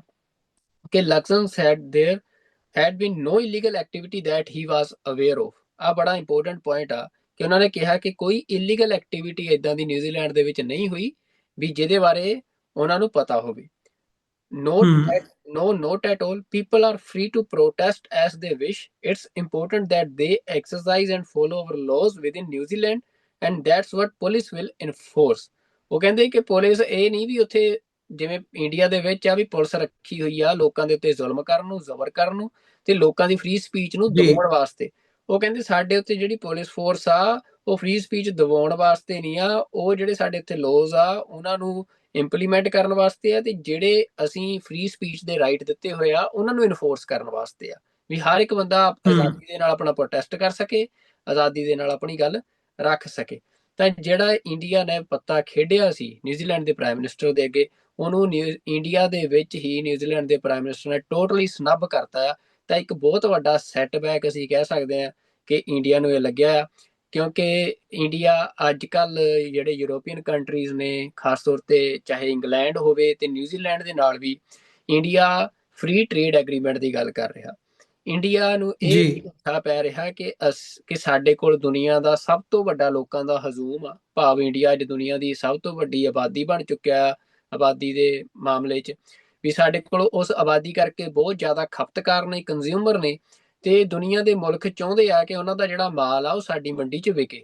ਤਾਂ ਇਸ ਕਰਕੇ ਇੰਡੀਆ ਹੂੰ ਜਿਹੜੇ ਉਹ ਟ੍ਰੇਡ ਐਗਰੀਮੈਂਟਸ ਨੇ ਉਹਨਾਂ ਦਾ ਹਵਾਲਾ ਦੇ ਕੇ ਤੇ ਜਿਹੜੇ ਇਹਨਾਂ ਮੁਲਕਾਂ ਦੀਆਂ ਜਿਹੜੀਆਂ ਅਸੀਂ ਕਹਿ ਸਕਦੇ ਹਾਂ ਕਿ ਕੌਂਸਟੀਟਿਊਸ਼ਨ ਦੀਆਂ ਬੇਸਿਕ ਫਾਊਂਡੇਸ਼ਨਸ ਨੇ ਉਹਨਾਂ ਤੇ ਅਟੈਕ ਕਰ ਰਿਹਾ। ਵੀ ਇੰਡੀਆ ਕਹਿ ਰਿਹਾ ਵੀ ਅਸੀਂ ਤੁਹਾਡੇ ਜੀ ਨਾਲ ਤਾਂ ਐਗਰੀਮੈਂਟ ਕਰਾਂਗੇ ਵੀ ਤੁਸੀਂ ਪਹਿਲਾਂ ਜਿਹੜੇ ਦੇਖੋ ਸਿੱਖ ਤੁਹਾਡੇ ਉੱਥੇ ਬੋਲਦੇ ਆ ਉਹਨਾਂ ਦੇ ਉੱਤੇ ਕਾਰਵਾਈ ਕਰੋ, ਉਹਨਾਂ ਨੂੰ ਸਾਡੇ ਕੋਲ ਡਿਪੋਰਟ ਕਰਾਓ ਤੇ ਅਸੀਂ ਉਹਨਾਂ ਨੂੰ ਜੇਲ੍ਹਾਂ 'ਚ ਸੁੱਟੀਏ ਜਾਂ ਤੁਸੀਂ ਜੇਲ੍ਹਾਂ 'ਚ ਸੁੱਟੋ। ਪਰ ਇੰਡੀਆ ਇਹ ਨਹੀਂ ਜੀ ਸਮਝਦਾ ਕਿ ਜਿਹੜੇ ਮੁਲਕ ਆ ਇਹਨਾਂ ਦੇ ਕੋਲ ਇਹਨਾਂ ਦੇ ਵਿੱਚ ਕੋਈ ਭੁੱਖਮਰੀ ਨਹੀਂ ਫੈਲੀ ਹੋਈ ਕਿ ਇਹਨਾਂ ਦੇ ਲੋਕ ਭੁੱਖੇ ਮਰ ਰਹੇ ਆ। ਇਹ ਮੁਲਕ ਆਪਣੇ ਉਹਨਾਂ ਬੇਸਿਕ ਫਾਊਂਡੇਸ਼ਨਸ ਦੇ ਉੱਤੇ ਹੀ ਖੜੇ ਆ, ਉਹਨਾਂ ਦੇ ਉੱਤੇ ਹੀ ਡਿਵੈਲਪ ਹੋਏ ਆ ਜਿਹੜੀਆਂ ਕਿ ਡੈਮੋਕ੍ਰੈਟਿਕ ਵੈਲਿਊਜ਼ ਨੇ ਤੇ ਜਿਨ੍ਹਾਂ ਨੂੰ ਇੰਡੀਆ ਚਾਹੁੰਦਾ ਆ ਅਟੈਕ ਕਰਨਾ। ਪਰ ਨਿਊਜ਼ੀਲੈਂਡ ਦੇ ਪ੍ਰਾਈਮ ਮਿਨਿਸਟਰ ਨੇ ਬੜੇ ਸਪਸ਼ਟ ਸ਼ਬਦਾਂ ਦੇ ਵਿੱਚ ਇਹ ਜਿਹੜਾ ਮੈਸੇਜ ਆ ਇੰਡੀਆ ਦੇ ਵਿੱਚ ਦਿੱਤਾ ਆ ਕਿ ਉਹ ਜਿਹੜੀ ਫ੍ਰੀ ਸਪੀਚ ਸਿੱਖਾਂ ਨੂੰ ਮਿਲੀ ਹੋਈ ਆ ਇਹਨਾਂ ਮੁਲਕਾਂ ਦੇ ਵਿੱਚ ਉਹਦੇ ਤੇ ਕੋਈ ਕਾਰਵਾਈ ਨਹੀਂ ਕਰਨਗੇ ਤੇ ਨਾ ਹੀ ਇਹ ਮੁਲਕ ਜਿਹੜੀ ਸਿੱਖਾਂ ਦੀ ਖਾਲਿਸਤਾਨ ਦੀ ਐਕਟੀਵਿਟੀ ਆ, ਫ੍ਰੀ ਸਪੀਚ ਦੀ ਐਕਟੀਵਿਟੀ ਆ, ਉਹਨੂੰ ਉਹ ਇਲੀਗਲ ਐਕਟੀਵਿਟੀ ਮੰਨਦੇ ਆ। ਨਾਲ ਮੈਂ ਤੁਹਾਨੂੰ ਇਹ ਵੀ ਦੱਸ ਦਿਆਂ, ਕੱਲ ਇੱਕ ਹੋਰ ਖਬਰ ਸਾਹਮਣੇ ਆਈ ਅਮਰਵੀਰ ਸਿੰਘ ਜੀ, ਜਦੋਂ ਇਹ ਬਿਆਨ ਮੋਦੀ ਦਾ ਆਇਆ ਤਾਂ ਨਿਊਜ਼ੀਲੈਂਡ ਮੀਡੀਆ ਦੇ ਵਿੱਚ ਹੀ ਇਹ ਖਬਰ ਆਈ, ਜਿਵੇਂ ਉੱਥੇ ਰਾਈਟ ਟੂ ਇਨਫੋਰਮੇਸ਼ਨ ਐਕਟ ਆ ਜਿਹੜਾ ਨਿਊਜ਼ੀਲੈਂਡ ਦਾ, ਉਹ ਤੋਂ ਹੀ ਜਾਣਕਾਰੀ ਮਿਲੀ ਕਿ ਜਦੋਂ ਇਹ ਰੈਫਰੈਂਡਮ ਨਿਊਜ਼ੀਲੈਂਡ 'ਚ ਹੋਣਾ ਸੀ ਤਾਂ ਉਸ ਤੋਂ ਕੁਝ ਦਿਨ ਪਹਿਲਾਂ ਨਿਊਜ਼ੀਲੈਂਡ ਦੇ ਪ੍ਰਾਈਮ ਮਿਨਿਸਟਰ ਨੂੰ ਬਕਾਇਦਾ ਉੱਥੋਂ ਦੇ ਅਫੀਸ਼ੀਅਲਸ ਦੇ ਵੱਲੋਂ ਬਰੀਫ ਕੀਤਾ ਗਿਆ ਸੀ ਕਿ ਇੰਡੀਆ ਨੇ ਇਹ ਗੱਲ ਕਹੀ ਆ ਕਿ ਇਹਨੂੰ ਰੋਕੋ ਤੇ ਨਿਊਜ਼ੀਲੈਂਡ ਦੇ ਪ੍ਰਾਈਮ ਜੀ ਮਿਨਿਸਟਰ ਨੂੰ ਦੱਸਿਆ ਗਿਆ ਸੀ ਕਿ ਇਹ ਐਕਟੀਵਿਟੀ ਜਿਹੜੀ ਇੱਥੇ ਹੋ ਰਹੀ ਹੈ ਕਿ ਖਾਲਿਸਤਾਨ ਦਾ ਰੈਫਰੈਂਡਮ ਹੋ ਰਿਹਾ ਤੇ ਇੰਡੀਆ ਉਹਦੇ ਤੇ ਆਬਜੈਕਸ਼ਨ ਲਾ ਰਿਹਾ। ਇਹ ਮਤਲਬ ਜੀ ਇਹ ਗੱਲ ਨਹੀਂ ਕਿ ਨਿਊਜ਼ੀਲੈਂਡ ਦੇ ਪ੍ਰਾਈਮ ਮਿਨਿਸਟਰ ਨੂੰ ਉਹਦੇ ਬਾਰੇ ਨਹੀਂ ਸੀ ਪਤਾ, ਬਲਕਿ ਪ੍ਰਾਈਮ ਮਿਨਿਸਟਰ ਆਫਿਸ ਤੱਕ ਉਦੋਂ ਜਿਹੜਾ ਇੰਡੀਆ ਦਾ ਇਹ ਆਬਜੈਕਸ਼ਨ ਉਹ ਗਿਆ ਸੀ, ਪਰ ਉਸ ਨੂੰ ਸਾਰੇ ਨੂੰ ਰੱਦ ਕਰਦਿਆਂ ਜਿਹੜਾ ਉੱਥੇ ਖਾਲਿਸਤਾਨ ਦਾ ਰੈਫਰੈਂਡਮ ਹੋਇਆ। ਕੱਲ ਇਹ ਨਿਊਜ਼ ਜਿਹੜੀ ਆ ਇਹ ਨਿਊਜ਼ੀਲੈਂਡ ਦੇ ਮੀਡੀਆ ਦੇ ਵਿੱਚ ਪ੍ਰਕਾਸ਼ਿਤ ਹੋਈ, ਜਿਹੜੀ ਇਹ ਸਪਸ਼ਟ ਕਰਦੀ ਆ ਕਿ ਇੰਡੀਆ ਦੀਆਂ ਲੱਖ ਕੋਸ਼ਿਸ਼ਾਂ ਦੇ ਬਾਵਜੂਦ, ਲੱਖ ਯਤਨਾਂ ਦੇ ਬਾਵਜੂਦ ਜਿਹੜੀ ਇੰਡੀਆ ਤੋਂ ਬਾਹਰ ਜਿਹੜੀ ਸਪੇਸ ਆ ਉਹਦੇ 'ਚ ਜਿਹੜੀ ਸਿੱਖ ਐਸਪੀਰੇਸ਼ਨ ਆ ਉਹ ਅੱਜ ਸਾਰੀ ਦੁਨੀਆ ਨੂੰ ਨਜ਼ਰ ਆ ਰਹੀ ਆ, ਦੁਨੀਆ ਨੂੰ ਦੇਖ ਰਹੀ ਆ ਤੇ ਇੰਡੀਆ ਜਿਹੜਾ ਆ ਉਹ ਅੱਜ ਪੂਰਾ ਜ਼ੋਰ ਲਾ ਕੇ ਵੀ ਕਾਮਯਾਬ ਨਹੀਂ ਹੋ ਪਾ ਰਿਹਾ ਕਿ ਜਿਹੜੀ ਸਿੱਖਾਂ ਦੀ ਫ੍ਰੀ ਸਪੀਚ ਆ ਫ੍ਰੀ ਕੰਟਰੀਜ਼ ਦੇ ਵਿੱਚ ਉਹਨੂੰ ਕਰਟੇਲ ਕਰਨ ਦੇ ਲਈ। ਤੇ ਦੂਜੇ ਪਾਸੇ ਜੀ ਜਿਹੜਾ ਯੂਐਸ ਦੇ ਤੁਲਸੀ ਗੈਬਰਡ, ਜਿਨ੍ਹਾਂ ਬਾਰੇ ਜਦੋਂ ਤੁਲਸੀ ਗੈਬਰਡ ਦੀ ਅਪਾਇੰਟਮੈਂਟ ਹੋਈ ਆ ਤਾਂ ਜਿਹੜੇ ਇੰਡੀਅਨ ਨੈਸ਼ਨਲਿਸਟ ਸੀ ਉਹਨਾਂ ਦੇ ਵਿੱਚ ਇੱਕ ਬੜਾ ਚਾਅ ਉਮੰਗ ਉਹਨਾਂ ਦੇ ਵਿੱਚ ਦੇਖੀ ਗਈ ਆ, ਕਿਉਂਕਿ ਤੁਲਸੀ ਗੈਬਰਡ ਦਾ ਜਿਹੜਾ ਸਬੰਧ ਆ ਉਹ ਪਹਿਲਾਂ ਵੀ ਜਿਹੜੇ ਚਾਹੇ ਆਰਐਸਐਸ ਨਾਲ ਐਫੀਲੀਏਟ ਆਰਗੇਨਾਈਜੇਸ਼ਨਸ ਹੋਣ, ਹਿੰਦੂਤਵਾ ਨਾਲ ਐਫੀਲੀਏਟ ਆਰਗੇਨਾਈਜੇਸ਼ਨਸ ਹੋਣ, ਉਹਨਾਂ ਦੇ ਨਾਲ ਦੱਸਿਆ ਜਾ ਰਿਹਾ ਸੀ ਤੇ ਤੁਲਸੀ ਗੈਬਰਡ ਦੇ ਉੱਤੇ ਕਈ ਇਲਜ਼ਾਮ ਵੀ ਲੱਗਦੇ ਰਹੇ ਆ ਪਹਿਲਾਂ ਇੰਡੀਆ ਬਾਰੇ ਜੀ ਸੌਫਟ ਕਾਰਨਰ ਹੋਣ ਦੇ, ਕਿਉਂਕਿ ਉਹਨਾਂ ਦਾ ਫੈਮਿਲੀ ਬੈਕਗ੍ਰਾਉਂਡ ਵੀ ਇੰਡੀਆ ਦੇ ਨਾਲ ਜੁੜਦਾ ਆ। ਤੇ ਹੁਣ ਉਹ ਯੂਐਸ ਦੇ ਵਿੱਚ ਜਿਹੜੇ ਡਾਇਰੈਕਟਰ ਨੇ ਨੈਸ਼ਨਲ ਇੰਟੈਲੀਜੈਂਸ ਦੇ ਤੇ ਉਸ ਅਹੁਦੇ ਤੇ ਰਹਿੰਦੇ ਹੀ ਇੰਡੀਆ ਦੇ ਦੌਰੇ ਤੇ ਗਏ। ਨਰਿੰਦਰ ਮੋਦੀ ਉਹਨਾਂ ਨੂੰ ਮਿਲੇ ਤੇ ਇੰਡੀਆ ਦੇ ਡਿਫੈਂਸ ਮਿਨਿਸਟਰ ਮਿਲੇ। ਡਿਫੈਂਸ ਮਿਨਿਸਟਰ ਦੇ ਹਵਾਲੇ ਨਾਲ ਉਸ ਮੀਟਿੰਗ 'ਚ ਇਹ ਸਟੇਟਮੈਂਟ ਇੰਡੀਅਨ ਮੀਡੀਆ ਨੇ ਕੱਢੀ ਕਿ ਉੱਥੇ ਖਾਲਿਸਤਾਨ ਬਾਰੇ ਗੱਲ ਹੋਈ ਤੇ ਇੰਡੀਆ ਨੇ ਪ੍ਰਪੋਜ਼ਲ ਰੱਖਿਆ ਯੂਐਸ ਦੇ ਅੱਗੇ ਕਿ ਤੁਸੀਂ ਜਿਹੜਾ ਸਿਕਸ ਫॉर ਜਸਟਿਸ ਆ ਉਹਨੂੰ ਟੈਰਰਿਸਟ ਆਰਗੇਨਾਈਜੇਸ਼ਨ ਡਿਕਲੇਅਰ ਕਰੋ। ਤੇ ਉਹਦੇ ਜੀ ਨਾਲ ਕਿਉਂਕਿ India already six for justice ਨੂੰ ਟੈਰਰਿਸਟ ਆਰਗੇਨਾਈਜੇਸ਼ਨ ਡਿਕਲੇਅਰ ਕਰ ਚੁੱਕਿਆ ਹੈ ਤੇ ਗੁਰਪਤਵੰਤ ਸਿੰਘ ਪੰਨੂ ਜਿਹੜੇ ਲੀਡਰ ਨੇ ਸਿਕਸ ਫॉर ਜਸਟਿਸ ਦੇ ਉਹਨਾਂ ਨੂੰ ਇੱਕ ਇੰਡੀਵਿਜੂਅਲ ਟੈਰਰਿਸਟ ਡਿਕਲੇਅਰ ਕਰ ਚੁੱਕਿਆ ਹੈ। ਪਰ ਗੁਰਪਤਵੰਤ ਸਿੰਘ ਪੰਨੂ ਇੱਕ ਫ੍ਰੀ ਮੈਨ ਨੇ ਜਿਹੜੇ ਯੂਐਸ ਦੇ ਵਿੱਚ, ਚਾਹੇ ਉਹ ਯੂਐਸ ਦੇ ਪ੍ਰੈਜ਼ੀਡੈਂਟ ਦੀ ਅਸੀਂ ਓਥ ਸੈਰੇਮਨੀ ਸੀ ਉੱਥੇ ਵੀ ਉਹ ਮਤਲਬ ਗਏ ਤੇ ਇਸ ਤੋਂ ਇਲਾਵਾ ਯੂਐਸ ਉਹਨਾਂ ਨੂੰ ਪ੍ਰੋਟੈਕਸ਼ਨ ਵੀ ਦੇ ਰਿਹਾ ਆ as a country, as a citizen of US. ਤੇ ਇੰਡੀਆ ਦਾ ਹੁਣ ਜਿਹੜਾ ਇਹ ਪੱਤਾ ਸੀ ਉਹ ਵੀ ਜਿਹੜਾ ਆ ਅਸੀਂ ਕਹਿ ਸਕਦੇ ਕਿ ਪੂਰੀ ਤਰ੍ਹਾਂ ਫੇਲ ਹੁੰਦਾ ਨਜ਼ਰ ਆ ਰਿਹਾ ਕਿਉਂਕਿ ਅਮਰੀਕਾ, ਮਤਲਬ ਅਸੀਂ ਹਮੇਸ਼ਾ ਕਹਿੰਦੇ ਆ ਕਿ ਅਮਰੀਕਾ ਜਿਹੜਾ ਆ ਉਹ ਜਿਹੜਾ ਰੂਲ ਆਫ ਲਾਅ ਆ ਉਹਦੇ ਮੁਤਾਬਕ ਚੱਲਦਾ ਹੈ। ਕਿਸੇ ਇੰਡੀਵਿਜੂਅਲ ਦੀਆਂ ਆਪਣੀਆਂ ਕੀ ਭਾਵਨਾਵਾਂ ਨੇ, ਕਿਹੋ ਜਿਹੇ ਰਿਸ਼ਤੇ ਆ, ਉਹਦੇ ਮੁਤਾਬਕ ਨਹੀਂ ਚੱਲਦਾ ਕਿਸੇ ਅਹੁਦੇ ਤੇ ਬੈਠੇ ਦੇ। ਤੇ ਜਿਹੜੀ ਰਿਊਟਰਸ ਦੇ ਵਿੱਚ ਇਹਦੀ ਕਵਰੇਜ ਹੋਈ ਆ ਉਹਦੇ 'ਚ ਉਹਨਾਂ ਨੇ ਦੱਸਿਆ ਆ ਕਿ ਤੁਲਸੀ ਗੈਬਰਡ ਦੇ ਨੂੰ ਦਿੱਤੀ ਜਿਹੜੀ ਇਹ ਮਤਲਬ ਜਿਹੜੀ ਇਹ ਮੰਗ ਕੀਤੀ ਗਈ ਹੈ ਤੁਲਸੀ ਗੈਬਰਡ ਤੋਂ, ਉਹਦੇ ਬਾਰੇ ਜਿਹੜਾ ਰਿਸਪੌਂਸ ਆ ਉਹ ਜਿਹੜੀ ਐਮਬੈਸੀ ਆ ਯੂਐਸ ਦੀ, ਉਹਨਾਂ ਨੇ ਉਹਦੇ ਤੇ ਕਿਹਾ ਹੈ ਕਿ US embassy spokesperson said they did not have anything to add beyond a statement about the talks between Singh and Gabbard issued by India's defense ministry on Monday, which mentioned deepening security ties but made no mention of SFJ। ਮਤਲਬ ਉਹਨਾਂ ਜੀ ਦਾ ਮਤਲਬ ਇਹ ਸਪਸ਼ਟ ਸੀ ਕਿ ਜਿਹੜਾ ਜਦੋਂ US embassy ਨੇ ਗੱਲ ਕਲੀਅਰ ਕੀਤੀ ਆ ਕਿ ਇਹ ਸਿਰਫ ਮੀਡੀਆ ਦੀਆਂ ਖਬਰਾਂ ਨੇ ਕਿ ਪਰ ਉਹਨਾਂ ਨੇ ਰੈਕੋਗਨਾਈਜ਼ ਕਰਨ ਤੋਂ ਟੋਟਲੀ ਇਨਕਾਰ ਕਰਤਾ ਆ ਕਿ ਐਸਐਫਜੇ ਬਾਰੇ ਕੋਈ ਵੀ ਜਿਹੜੀ ਗੱਲ ਆ ਉਹ ਹੋਈ ਆ ਉੱਥੇ। ਤੇ ਇਹ ਇੱਕ ਇੰਡੀਕੇਸ਼ਨ ਆ, ਇਸ਼ਾਰਾ ਆ ਕਿ ਇੰਡੀਆ ਨੇ ਜਿਹੜੀ ਆਪਣੀ ਡੋਮੈਸਟਿਕ ਪੋਲਿਟਿਕਸ ਆ ਉਹਦੇ ਵਿੱਚ ਬੀਜੇਪੀ ਵੱਲੋਂ ਇਹ ਖਬਰਾਂ ਚਲਾਈਆਂ ਗਈਆਂ ਨੇ, ਪਰ ਨਾ ਤਾਂ ਖਾਲਿਸਤਾਨ ਬਾਰੇ ਜਾਂ ਐਸਐਫਜੇ ਬਾਰੇ ਇੰਡੀਆ ਦੀ ਜਿਹੜੀ ਡਿਫੈਂਸ ਮਿਨਿਸਟਰੀ ਦੀ ਅਫੀਸ਼ੀਅਲ ਸਟੇਟਮੈਂਟ ਆ ਉਹਦੇ 'ਚ ਕੋਈ ਜ਼ਿਕਰ ਸੀ, ਨਾ ਉਹਦੇ 'ਚ ਇਹੋ ਜਿਹੀ ਕਿਸੇ ਡਿਮਾਂਡ ਦਾ ਜ਼ਿਕਰ ਸੀ, ਤੇ ਨਾ ਜੀ ਹੀ ਇਹਨੂੰ ਅਸੈਪਟ ਰੈਕੋਗਨਾਈਜ਼ ਕੀਤਾ ਗਿਆ ਹੈ ਯੂਐਸ ਦੀ ਐਮਬੈਸੀ ਵੱਲੋਂ। ਬਿਹਾਈਂਡ ਦਾ ਕਰਟਨਸ ਜਿਹੜੀ ਗੱਲਬਾਤ ਹੋਈ ਆ ਉਹਨੂੰ ਸੋਰਸਿਸ ਦੇ ਹਵਾਲੇ ਨਾਲ ਇੰਡੀਅਨ ਮੀਡੀਆ ਨੇ ਕੋਟ ਕੀਤਾ ਹੈ ਤੇ ਬਹੁਤ ਵੱਡੀਆਂ ਖਬਰਾਂ ਛਾਪੀਆਂ ਆ, ਜਿਹਦੇ 'ਚ ਇਹ ਪ੍ਰਭਾਵ ਜੀ ਦੇਣ ਦੀ ਕੋਸ਼ਿਸ਼ ਕੀਤੀ ਹੈ ਕਿ ਇੰਡੀਆ ਨੇ ਹੁਣ ਕਹਿ ਦਿੱਤਾ ਕਿ ਐਸਐਫਜੇ ਨੂੰ ਟੈਰਰਿਸਟ ਆਰਗੇਨਾਈਜੇਸ਼ਨ ਡਿਕਲੇਅਰ ਕਰੋ, ਤੇ ਅਮਰੀਕਾ ਤਿਆਰ ਵੀ ਆ, ਪਰ ਅਮਰੀਕਾ ਨੇ ਇਹਨੂੰ, ਹਮ ਅਸੀਂ ਕਹਿ ਸਕਦੇ ਹਾਂ ਕਿ ਅਮਰੀਕਨ ਐਮਬੈਸੀ ਨੇ ਸਨੱਬ ਕੀਤਾ ਹੈ ਇਹਨਾਂ ਰਿਪੋਰਟਸ ਨੂੰ ਵੀ। ਤੇ ਜਿਸ ਤੋਂ ਇਹ ਸਪਸ਼ਟ ਆ ਕਿ ਜਿਹੜੇ ਦੋ ਵੱਡੇ ਲੀਡਰਸ ਆ ਵਰਲਡ ਦੇ ਜਦੋਂ ਇੰਡੀਆ ਦੇ ਦੌਰੇ ਤੇ ਸੀ,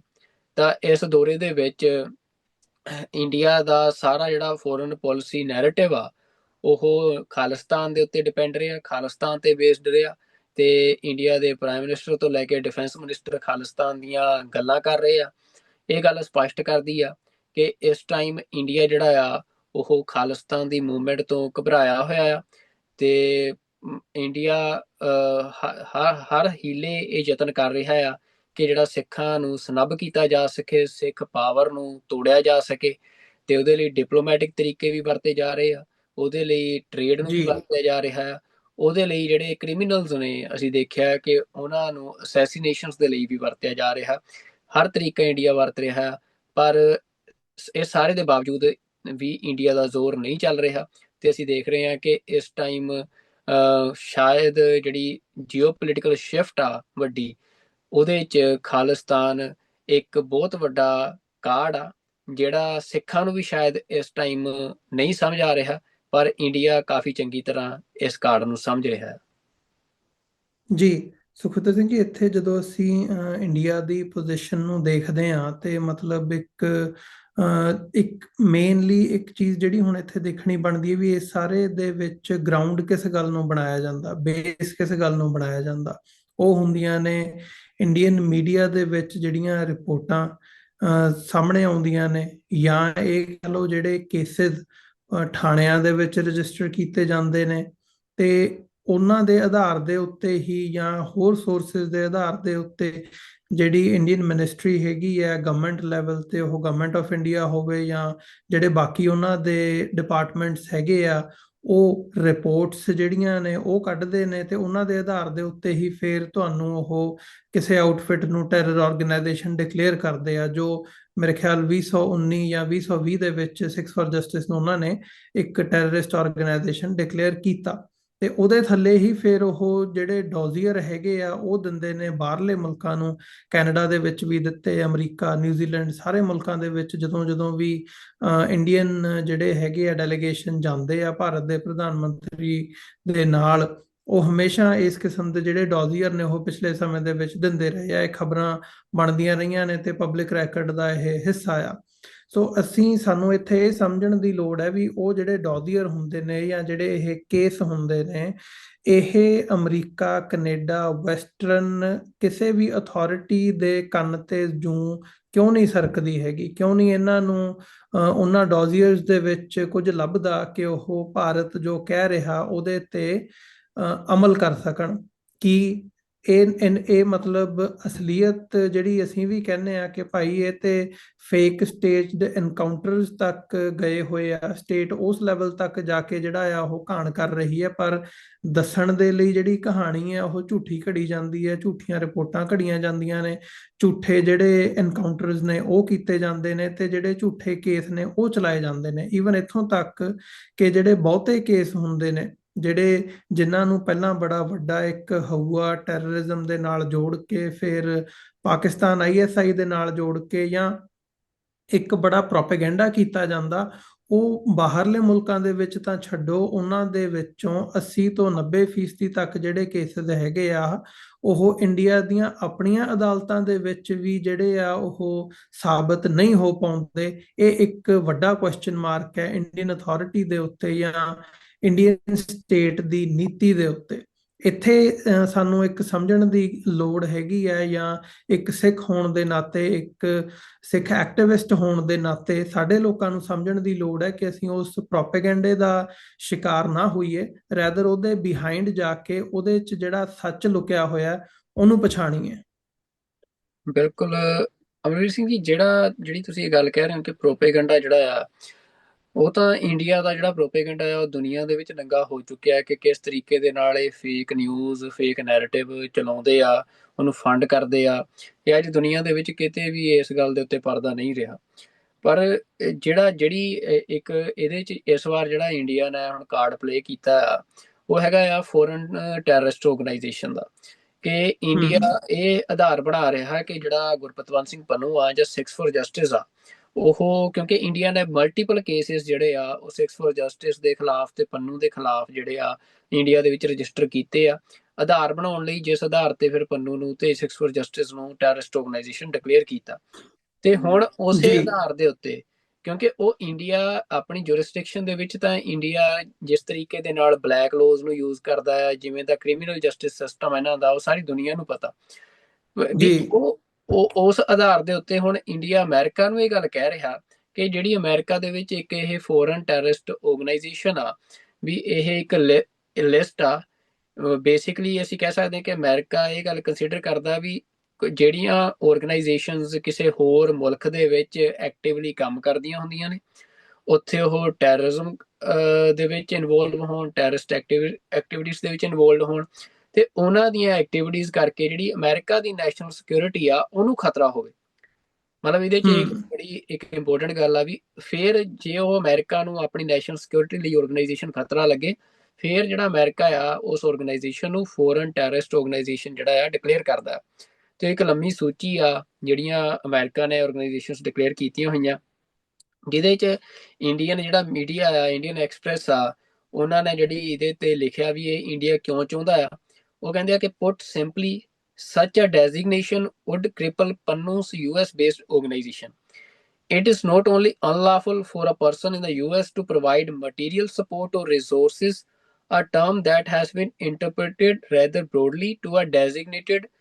foreign terrorist organization. American financial institutions may be required to block all transactions involving assets held or controlled by an foreign terrorist organization. ਤਾਂ ਬੇਸਿਕਲੀ ਕੀ ਆ ਜੀ ਕਿ ਇੰਡੀਆ ਇਹ ਚਾਹੁੰਦਾ ਹੈ ਕਿ ਜਿਹੜੇ ਐਸੈਟਸ, ਰਿਸੋਰਸਿਸ ਨੇ, ਜਿਹਦੇ ਨਾਲ ਸਿਕਸ ਫॉर ਜਸਟਿਸ ਜਿਹੜੀ ਆ ਆਪਣੀ ਡੈਮੋਕ੍ਰੈਟਿਕ ਕੈਂਪੇਨ ਚਲਾ ਰਹੀ ਆ ਖਾਲਿਸਤਾਨ ਰੈਫਰੈਂਡਮਸ ਦੀ, ਕਿ ਉਹਨਾਂ ਰਿਸੋਰਸਿਸ ਨੂੰ ਰੋਕਿਆ ਜਾਵੇ। ਤੇ ਉਹਦੇ ਨਾਲ ਉਹ ਮੰਨਦੇ ਆ ਕਿ ਜੇ ਉਹ ਮਤਲਬ ਅਸੀਂ ਕਹਿ ਸਕਦੇ ਹਾਂ ਕਿ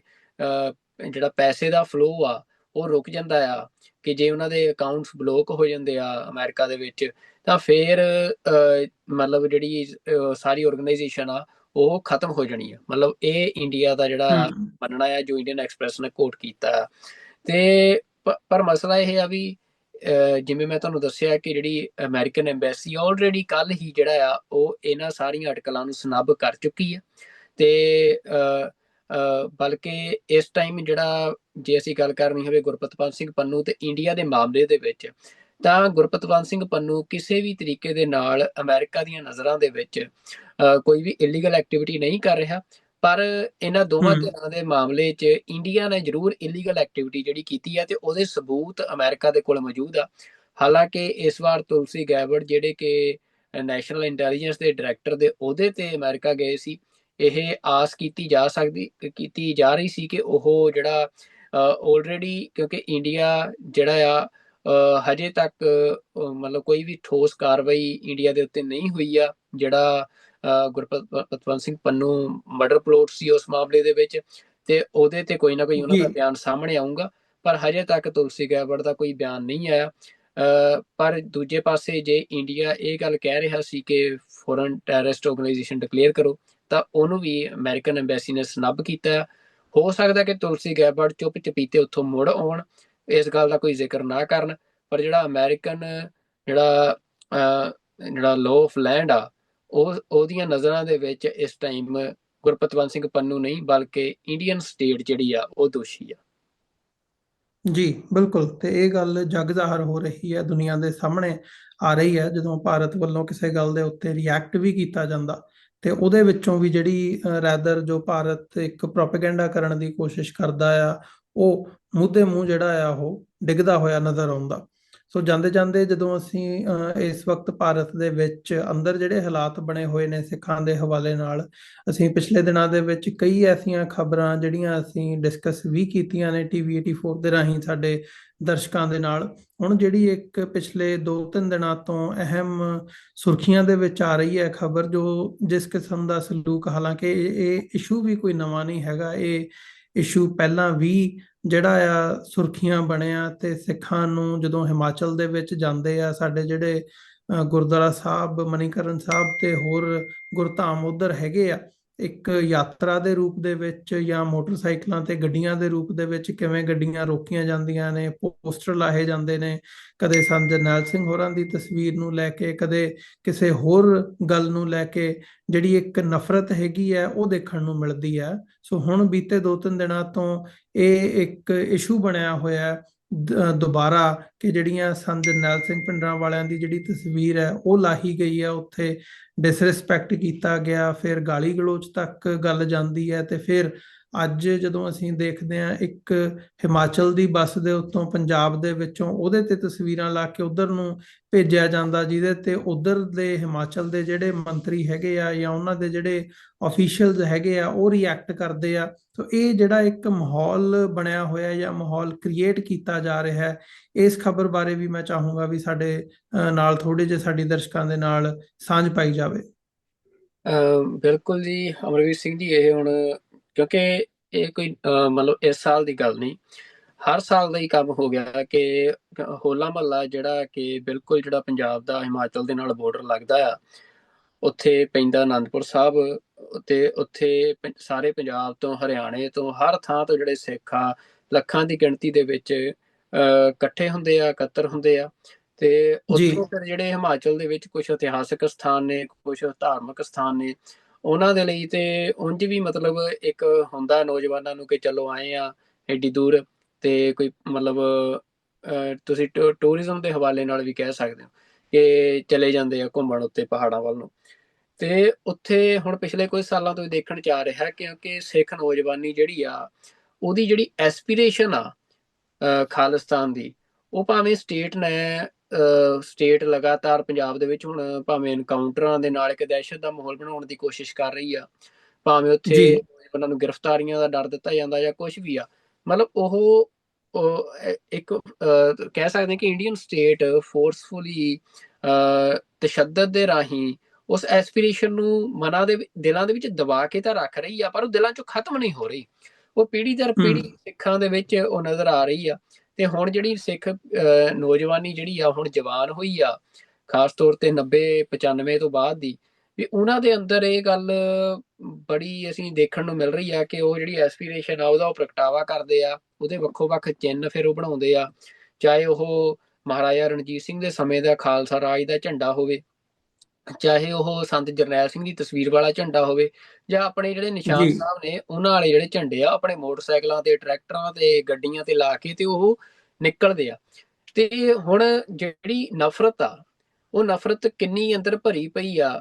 ਵੀ ਹਿਮਾਚਲ ਦੇ ਉਹ ਲੋਕ ਜਿਹੜੇ ਦੁਨੀਆ ਨੂੰ ਇਹ ਗੱਲ ਵੈਸੇ ਦੱਸਦੇ ਆ ਕਿ ਅਸੀਂ ਤਾਂ ਨਹੀਂ, ਦੇਖੋ ਬੜੇ ਨਰਮ ਦਿਲ ਦੇ ਹੁੰਦੇ ਆ, ਬੜੇ ਪੀਸਫੁਲ ਆ, ਇਹ ਆ ਉਹ ਆ, ਵੀ ਉਹ ਹਰ ਸਾਲ ਪੰਜਾਬ ਤੋਂ ਜਿਹੜੇ ਨੌਜਵਾਨ ਜਾਂਦੇ ਆ ਉਹਨਾਂ ਦੇ ਨਾਲ ਉੱਥੇ ਭੀੜ ਦੇ ਰੂਪ ਦੇ ਵਿੱਚ ਉਹਨਾਂ ਦੇ ਉੱਤੇ ਹਮਲੇ ਕਰਦੇ ਆ, ਉਹਨਾਂ ਦੇ ਜੀ ਝੰਡੇ ਲਾਉਂਦੇ ਆ, ਸੰਤ ਜਰਨੈਲ ਸਿੰਘ ਦੀ ਤਸਵੀਰ ਵਾਲੇ ਝੰਡੇ ਜਿਹੜੇ ਆ ਉਹ ਲਾ ਕੇ ਉਹਨਾਂ ਦੀ ਬੇਅਦਬੀ ਕੀਤੀ ਜਾਂਦੀ ਆ। ਤੇ ਆਮ ਤੌਰ ਤੇ ਵੀ ਜਿਹੜੇ ਪੰਜਾਬ ਤੋਂ, ਜਿਵੇਂ ਭਾਵੇਂ ਉਹ ਟੈਕਸੀ ਵਾਲੇ ਡਰਾਈਵਰ ਹੋਣ, ਉਹ ਜਾਣ ਕਿਸੇ ਦੀ ਮਾੜੀ ਮੋਟੀ ਗੱਡੀ ਉੱਥੇ ਕਿਸੇ ਹਿਮਾਚਲੀ ਜਿਹੜਾ ਪਹਾੜੀਆ ਆ ਉਹਦੇ ਨਾਲ ਲੱਗ ਗਈ, ਭਾਵੇਂ ਗਲਤੀ ਪਹਾੜੀਏ ਦੀ ਹੋਵੇ, ਤਾਂ ਉੱਥੇ ਉਹ ਭੀੜ ਦੇ ਰੂਪ ਦੇ ਵਿੱਚ ਫਿਰ ਹਮਲੇ ਕਰਦੇ, ਕਈ ਲੱਤਾਂ ਬਾਹਾਂ ਤੋੜੀਆਂ ਕਈ ਪੰਜਾਬੀ ਡਰਾਈਵਰਾਂ ਦੀਆਂ। ਇਹ ਘਟਨਾਵਾਂ ਚੱਲਦੀਆਂ ਰਹੀਆਂ। ਤੇ ਹੁਣ ਜਿਹੜੀ ਨਵੀਂ ਘਟਨਾ ਵਾਪਰੀ ਕਿ ਵੀਡੀਓ ਵਾਇਰਲ ਹੋਈ ਕਿ ਜਿਹੜੇ ਨੌਜਵਾਨਾਂ ਤੋਂ ਝੰਡਾ ਉੱਥੇ ਭੀੜ ਨੇ ਝੰਡਾ ਲਾਇਆ ਉਹਨਾਂ ਦੇ ਮੋਟਰਸਾਈਕਲ ਤੋਂ, ਜਿਹਤੇ ਸੰਤ ਜਰਨੈਲ ਸਿੰਘ ਦੀ ਤਸਵੀਰ ਸੀ, ਤੇ ਉਹਨੂੰ ਫਿਰ ਪੈਰਾਂ ਦੇ ਥੱਲੇ ਰੋਲਿਆ। ਉੱਥੇ ਨੌਜਵਾਨਾਂ ਦੇ ਨਾਲ ਬਹਿਸੋ ਵੈਸੀ ਉਹ ਹੋਏ ਆ, ਤੇ ਸਿੱਖ ਨੌਜਵਾਨ ਉੱਥੇ ਝੰਡਾ ਫਿਰ ਉਹਨਾਂ ਤੋਂ ਵਾਪਸ ਖੋਹ ਕੇ ਤੇ ਵਾਪਸ ਲੈ ਕੇ ਆਉਂਦੇ ਵੀ ਨਜ਼ਰ ਆ ਰਹੇ ਆ। ਪਰ ਉਹ ਸਾਰੀ ਉਸ ਵੀਡੀਓ ਨੇ ਪੰਜਾਬ ਦੇ ਵਿੱਚ ਜਿਹੜੀਆਂ ਭਾਵਨਾਵਾਂ ਆ ਉਹਨਾਂ ਨੂੰ ਵੱਡੀ ਸੱਟ ਮਾਰੀ ਸਿੱਖਾਂ ਦੀਆਂ ਨੂੰ। ਤੇ ਉਸ ਤੋਂ ਬਾਅਦ ਵੱਡੀ ਗਿਣਤੀ 'ਚ ਜਿਹੜੇ ਸਿੱਖ ਨੌਜਵਾਨ ਆ ਉਹ ਫਿਰ ਮੋਟਰਸਾਈਕਲਾਂ ਦੇ ਵਿੱਚ ਕਾਫਲਿਆਂ ਦੇ ਰੂਪ 'ਚ ਗਏ ਵੀ ਉੱਧਰ ਨੂੰ। ਤੇ ਨਾਲ ਹੀ ਪੰਜਾਬ ਦੇ ਵਿੱਚ ਵੀ ਫਿਰ ਜਿਹੜਾ ਜਵਾਬੀ ਕਾਰਵਾਈ ਆ ਉਹ ਸਾਨੂੰ ਦੇਖਣ ਨੂੰ ਮਿਲੀ ਆ। ਹੁਣ ਹੂੰ ਦਲ ਖਾਲਸਾ ਦੇ ਵੱਲੋਂ ਇਹ ਐਲਾਨ ਕੀਤਾ ਗਿਆ ਕਿ ਹਿਮਾਚਲ ਤੋਂ ਕੋਈ ਵੀ ਜਿਹੜੀ ਬੱਸ ਆ ਉਹ ਪੰਜਾਬ ਦੇ ਵਿੱਚ ਜਦੋਂ ਦਾਖਲ ਹੋਣੀ ਆ ਤਾਂ ਉਹਦੇ ਤੇ ਉਹਨਾਂ ਨੇ ਬੱਸ ਅੱਡਿਆਂ ਦੇ ਵਿੱਚ ਹਿਮਾਚਲ ਦੀਆਂ ਬੱਸਾਂ ਤੇ ਸੰਤ ਜਰਨੈਲ ਸਿੰਘ ਦੀਆਂ ਤਸਵੀਰਾਂ ਵਾਲੇ ਪੋਸਟਰ ਲਾਏ ਤੇ ਸੜਕਾਂ ਤੇ ਬੱਸਾਂ ਨੂੰ ਰੋਕ ਕੇ ਤਸਵੀਰਾਂ ਵਾਲੇ ਪੋਸਟਰ ਲਾਏ। ਤੇ ਉਹਨਾਂ ਨੇ ਕਿਹਾ ਕਿ ਕੋਈ ਵੀ ਬੱਸ ਜਿਹੜੀ ਹਿਮਾਚਲ ਦੀ ਦਾਖਲ ਹੋਣੀ ਆ ਉਹ ਜਿਹਦੇ ਤੇ ਸੰਤਾਂ ਦੀ ਤਸਵੀਰ ਨਹੀਂ ਲੱਗੀ ਹੋਊਗੀ ਉਹਨੂੰ ਦਾਖਲ ਨਹੀਂ ਹੋਣ ਦਿੱਤਾ ਜਾਊਗਾ। ਤਾਂ ਇੱਕ ਬੜਾ ਹੂੰ ਸਟਰੋਂਗ ਰਿਸਪੌਂਸ ਦਲ ਖਾਲਸਾ ਨੇ ਦਿੱਤਾ। ਤੁਸੀਂ ਇਹਨੂੰ ਇੱਕ ਇੰਡੀਕੇਸ਼ਨ ਕਹਿ ਸਕਦੇ ਹੋ ਪਰ ਇੱਕ ਜਵਾਬ ਦਿੱਤਾ ਆ। ਤੇ ਉਸ ਦੇ ਉੱਤੇ ਜਿਹੜੀ ਹਿਮਾਚਲ ਦੀ ਵਿਧਾਨ ਸਭਾ ਉਹਦੇ 'ਚ ਵੀ ਬੜਾ ਵੱਡਾ ਰੌਲਾ ਪਿਆ ਵੀ ਸਾਡੀਆਂ ਬੱਸਾਂ ਨੂੰ ਰੋਕਿਆ ਗਿਆ, ਦੇਖੋ ਸਾਡੀਆਂ ਬੱਸਾਂ ਸੁਰੱਖਿਅਤ ਨਹੀਂ ਆ ਤੇ ਬੱਸਾਂ ਦੇ ਉੱਤੇ ਇਸ ਤਰੀਕੇ ਨਾਲ ਜਰਨੈਲ ਸਿੰਘ ਭਿੰਡਰਾਂ ਵਾਲਿਆਂ ਦੀ ਤਸਵੀਰ ਲਈ ਆ। ਉੱਥੇ ਜਿਹੜੀ ਆਪਣੀ ਪੋਲਿਟਿਕਸ ਆ ਫਿਰ ਕਿਉਂਕਿ ਕਾਂਗਰਸ ਦੀ ਸਰਕਾਰ ਆ, ਬੀਜੇਪੀ ਨੇ ਕਾਂਗਰਸ ਤੇ ਹੱਲਾ ਬੋਲਿਆ ਤਾਂ ਉਹ ਵੀ ਚੱਲ ਰਿਹਾ ਆ। ਤੇ ਜੀ ਦੂਜੇ ਪਾਸੇ ਹੁਣ ਤਾਜ਼ਾ ਖਬਰ ਵੀ ਆ ਰਹੀ ਆ ਕੁਝ ਘੰਟੇ ਪਹਿਲਾਂ ਦੀ ਕਿ ਹਿਮਾਚਲ ਦੀ ਇੱਕ ਬੱਸ ਜਿਹੜੀ ਆ ਉਹ ਖਰੜ ਚੰਡੀਗੜ੍ਹ ਦੇ ਬਾਰਡਰ ਦੇ ਕੋਲ ਜਿਹੜੇ ਆ ਦੋ ਨੌਜਵਾਨਾਂ ਦੇ ਵੱਲੋਂ ਕਿਹਾ ਜਾ ਰਿਹਾ ਹੈ ਕਿ ਬੱਸ ਦੇ ਜਿਹੜੇ ਸ਼ੀਸ਼ੇ ਆ ਭੰਨੇ ਗਏ। ਹਾਲਾਂਕਿ ਕਿਸੇ ਸਵਾਰੀ ਨੂੰ ਜਾਂ ਕਿਸੇ ਵੀ ਜਿਹੜਾ ਆਮ ਨਾਗਰਿਕ ਨੂੰ ਜਿਹੜਾ ਉਹਦੇ 'ਚ ਸੱਟ ਨਹੀਂ ਮਾਰੀ ਗਈ। ਪਰ ਜਿਹੜਾ ਬੱਸ ਜਿਹੜੀ ਹਿਮਾਚਲ ਸਰਕਾਰ ਦੀ ਸੀ ਉਹਦੇ ਜਿਹੜੇ ਸ਼ੀਸ਼ੇ ਆ ਜਿਹੜੀ ਫਰੰਟ ਹੁੰਦੀ ਆ ਮੋਹਰਲਾ ਸ਼ੀਸ਼ਾ ਆ ਉਹ ਉਹਦਾ ਭੰਨਿਆ ਆ। ਤੇ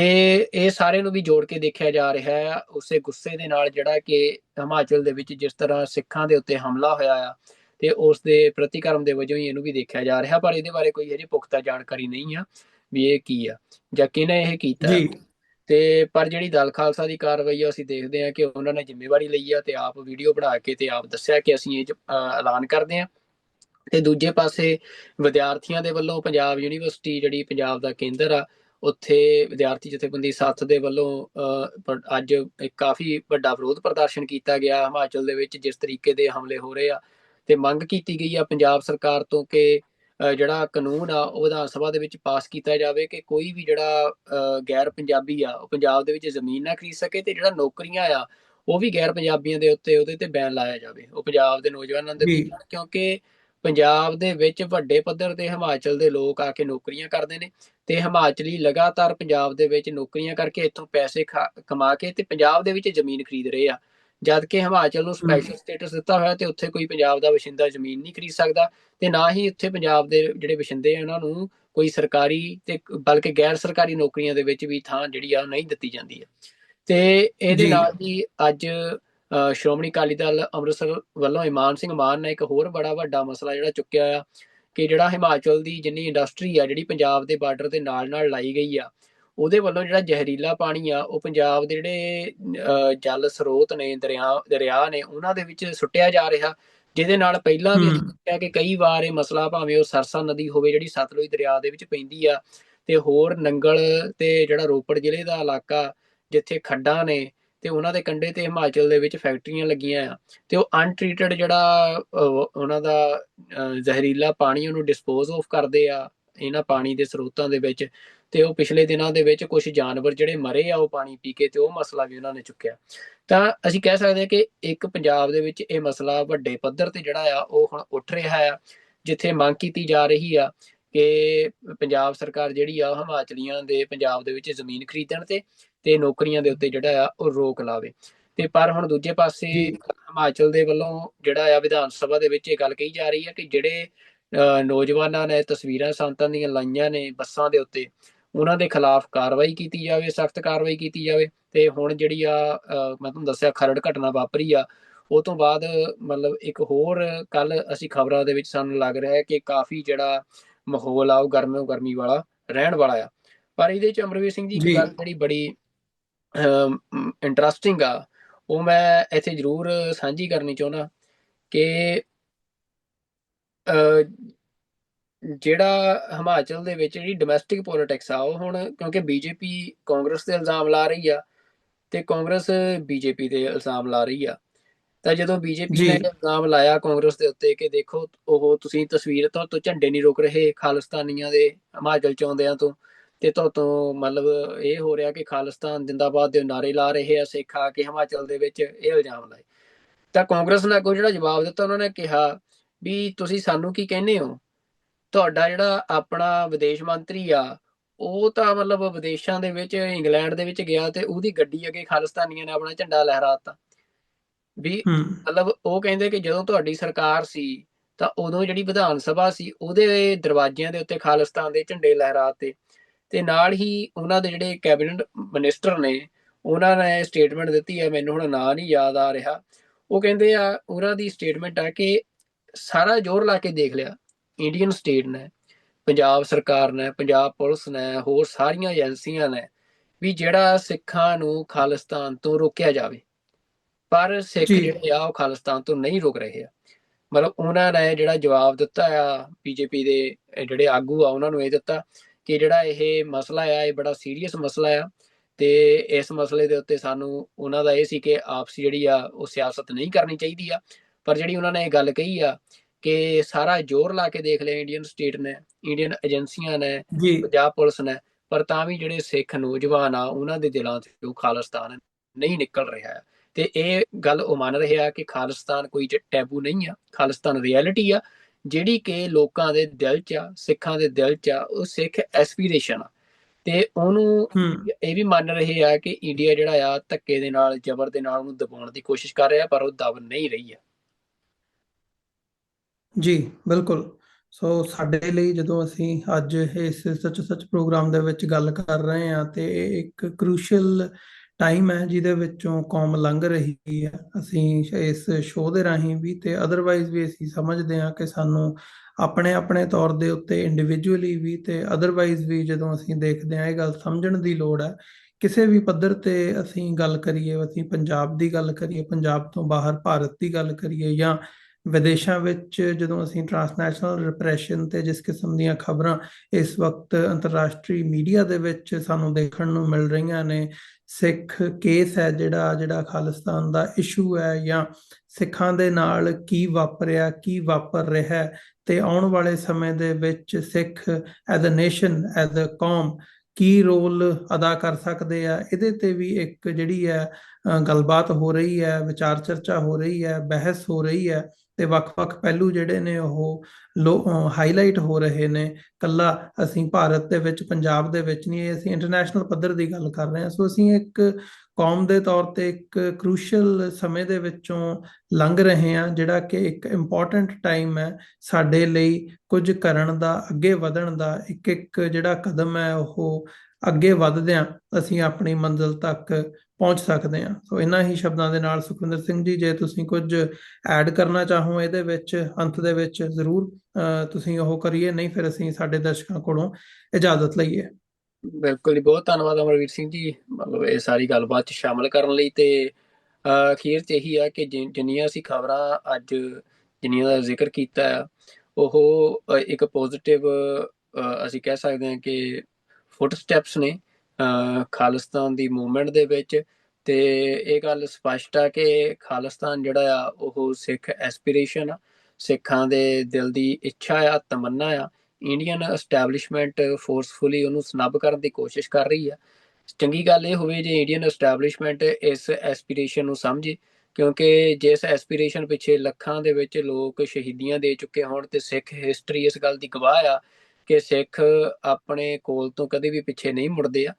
ਤੇ ਇਸ ਕਰਕੇ ਜੀ ਇੰਡੀਅਨ ਐਸਟੈਬਲਿਸ਼ਮੈਂਟ ਨੂੰ ਵੀ ਇਹ ਚੰਗਾ ਆ ਕਿ ਜਿਸ ਤਰੀਕੇ ਦੇ ਨਾਲ ਅਸੀਂ ਦੇਖਦੇ ਹਾਂ ਕਿ ਭਾਵੇਂ ਨਾਰਥ ਈਸਟ ਦੇ ਵਿੱਚ ਇੰਡੀਆ ਦੀ ਜਿਹੜੀ ਜਿਹੜੀ ਇੰਡੀਆ ਦੀ ਸੰਘੀ ਕਿਹਾ ਜਾਂਦਾ, ਜਿਹਨੂੰ ਗਲਾ ਕਿਹਾ ਜਾਂਦਾ, ਉਹ ਵੱਢ ਹੋਣ ਦੀ ਤਿਆਰੀ ਦੇ ਵਿੱਚ ਹੈ ਲਗਭਗ। ਤੇ ਹੋਰ ਕਈ ਪਾਸਿਆਂ ਤੋਂ ਇੰਡੀਆ ਜਿਹੜਾ ਆ ਉਹਦੀ ਟੈਰੀਟਰੀ ਉਹ ਖਤਰੇ 'ਚ ਆ। ਤਾਂ ਇੰਡੀਆ ਦੇ ਲਈ ਵੀ ਇਹ ਇੱਕ ਸਹੀ ਅਪਰੋਚ ਰਹਿ ਸਕਦੀ ਹੈ ਜੇ ਉਹ ਸਿੱਖਾਂ ਦੇ ਨਾਲ ਇਸ ਗੱਲ ਦੇ ਉੱਤੇ ਗੱਲਬਾਤ ਆਰੰਭੇ ਸੀਰੀਅਸਲੀ, ਤੇ ਜਿਹੜੀ ਸਿੱਖ ਐਸਪੀਰੇਸ਼ਨ ਆ ਉਹਨੂੰ ਐਡਰੈਸ ਕਰੇ। ਤੇ ਜਿਹੜਾ ਇਹ ਖਿੱਤਾ ਆ, ਜਿਵੇਂ ਸਰਦਾਰ ਸਿਮਰਨਜੀਤ ਸਿੰਘ ਮਾਨ ਹੋਣ, ਚਾਹੇ ਹੋਰ ਸਾਰੀਆਂ ਸਿੱਖ ਧਿਰਾਂ ਆ, ਕੋਈ ਲਗਾਤਾਰ ਗੱਲ ਕਹਿੰਦੀਆਂ ਆਈਆਂ ਨੇ ਕਿ ਸਿੱਖ ਕਿਸੇ ਦੇ ਗੁਲਾਮ ਨਹੀਂ ਰਹਿ ਸਕਦੇ, ਤੇ ਸਿੱਖਾਂ ਨੂੰ ਇੱਕ ਬਫਰ ਸਟੇਟ ਜਿਹੜੀ ਆ ਉਹ ਉੱਥੇ ਦੇ ਚਾਹੀਦੀ ਆ। ਉਸ ਖਿੱਤੇ ਦੇ ਵਿੱਚ ਜਿਹੜੀ ਇੰਡੀਆ ਨੇ ਪ੍ਰੋਮਿਸ ਵੀ ਕੀਤਾ ਸੀ ਸਿੱਖਾਂ ਦੇ ਨਾਲ ਬਿਫੋਰ 47। ਤੇ ਮੈਨੂੰ ਲੱਗਦਾ ਕਿ ਫਿਰ ਇਹ ਖਿੱਤਾ ਜਿਹੜਾ ਆ ਉਹ ਸ਼ਾਂਤੀ ਵੱਲ ਨੂੰ ਤੇ ਸਥਿਰਤਾ ਵੱਲ ਨੂੰ ਵੱਧ ਸਕਦਾ ਆ। ਤੇ ਅਸੀਂ ਇਹੀ ਚਾਹੁੰਦੇ ਹਾਂ ਹਮੇਸ਼ਾ ਟੀਵੀ 84 ਤੋਂ ਕਿ ਦੁਨੀਆ 'ਚ ਸ਼ਾਂਤੀ ਰਹੇ, ਜੰਗਾਂ ਖਤਮ ਹੋਣ, ਪਰ ਉਹਦਾ ਇੱਕੋ ਇੱਕ ਤਰੀਕਾ ਆ ਕਿ ਲੋਕਾਂ ਨੂੰ ਉਹਨਾਂ ਦੇ ਬਣਦੇ ਹੱਕ ਦਿੱਤੇ ਜਾਣ। ਜੀ ਬਿਲਕੁਲ। ਸੋ ਇਹਨਾਂ ਹੀ ਸ਼ਬਦਾਂ ਦੇ ਨਾਲ ਅੱਜ ਦੇ ਸ਼ੋਅ ਦੇ ਵਿੱਚ ਜਿਹੜੇ ਸਾਡੇ ਦਰਸ਼ਕ ਸਾਡੇ ਨਾਲ ਜੁੜੇ ਹੋਏ ਆ, ਉਮੀਦ ਕਰਦੇ ਹਾਂ ਅੱਜ ਦਾ ਇਹ ਪ੍ਰੋਗਰਾਮ ਤੁਹਾਨੂੰ ਜ਼ਰੂਰ ਪਸੰਦ ਆਇਆ ਹੋਵੇਗਾ ਤੇ ਦੁਬਾਰਾ ਫਿਰ ਤੁਹਾਡੇ ਨਾਲ ਮੁਲਾਕਾਤ ਹੋਵੇਗੀ। ਫਤਿਹ ਦੀ ਸਾਂਝ ਪਾਈਏ ਅੰਤ ਦੇ ਵਿੱਚ। ਵਾਹਿਗੁਰੂ ਜੀ ਕਾ ਖਾਲਸਾ, ਵਾਹਿਗੁਰੂ ਜੀ ਕੀ ਫਤਿਹ ਜੀ।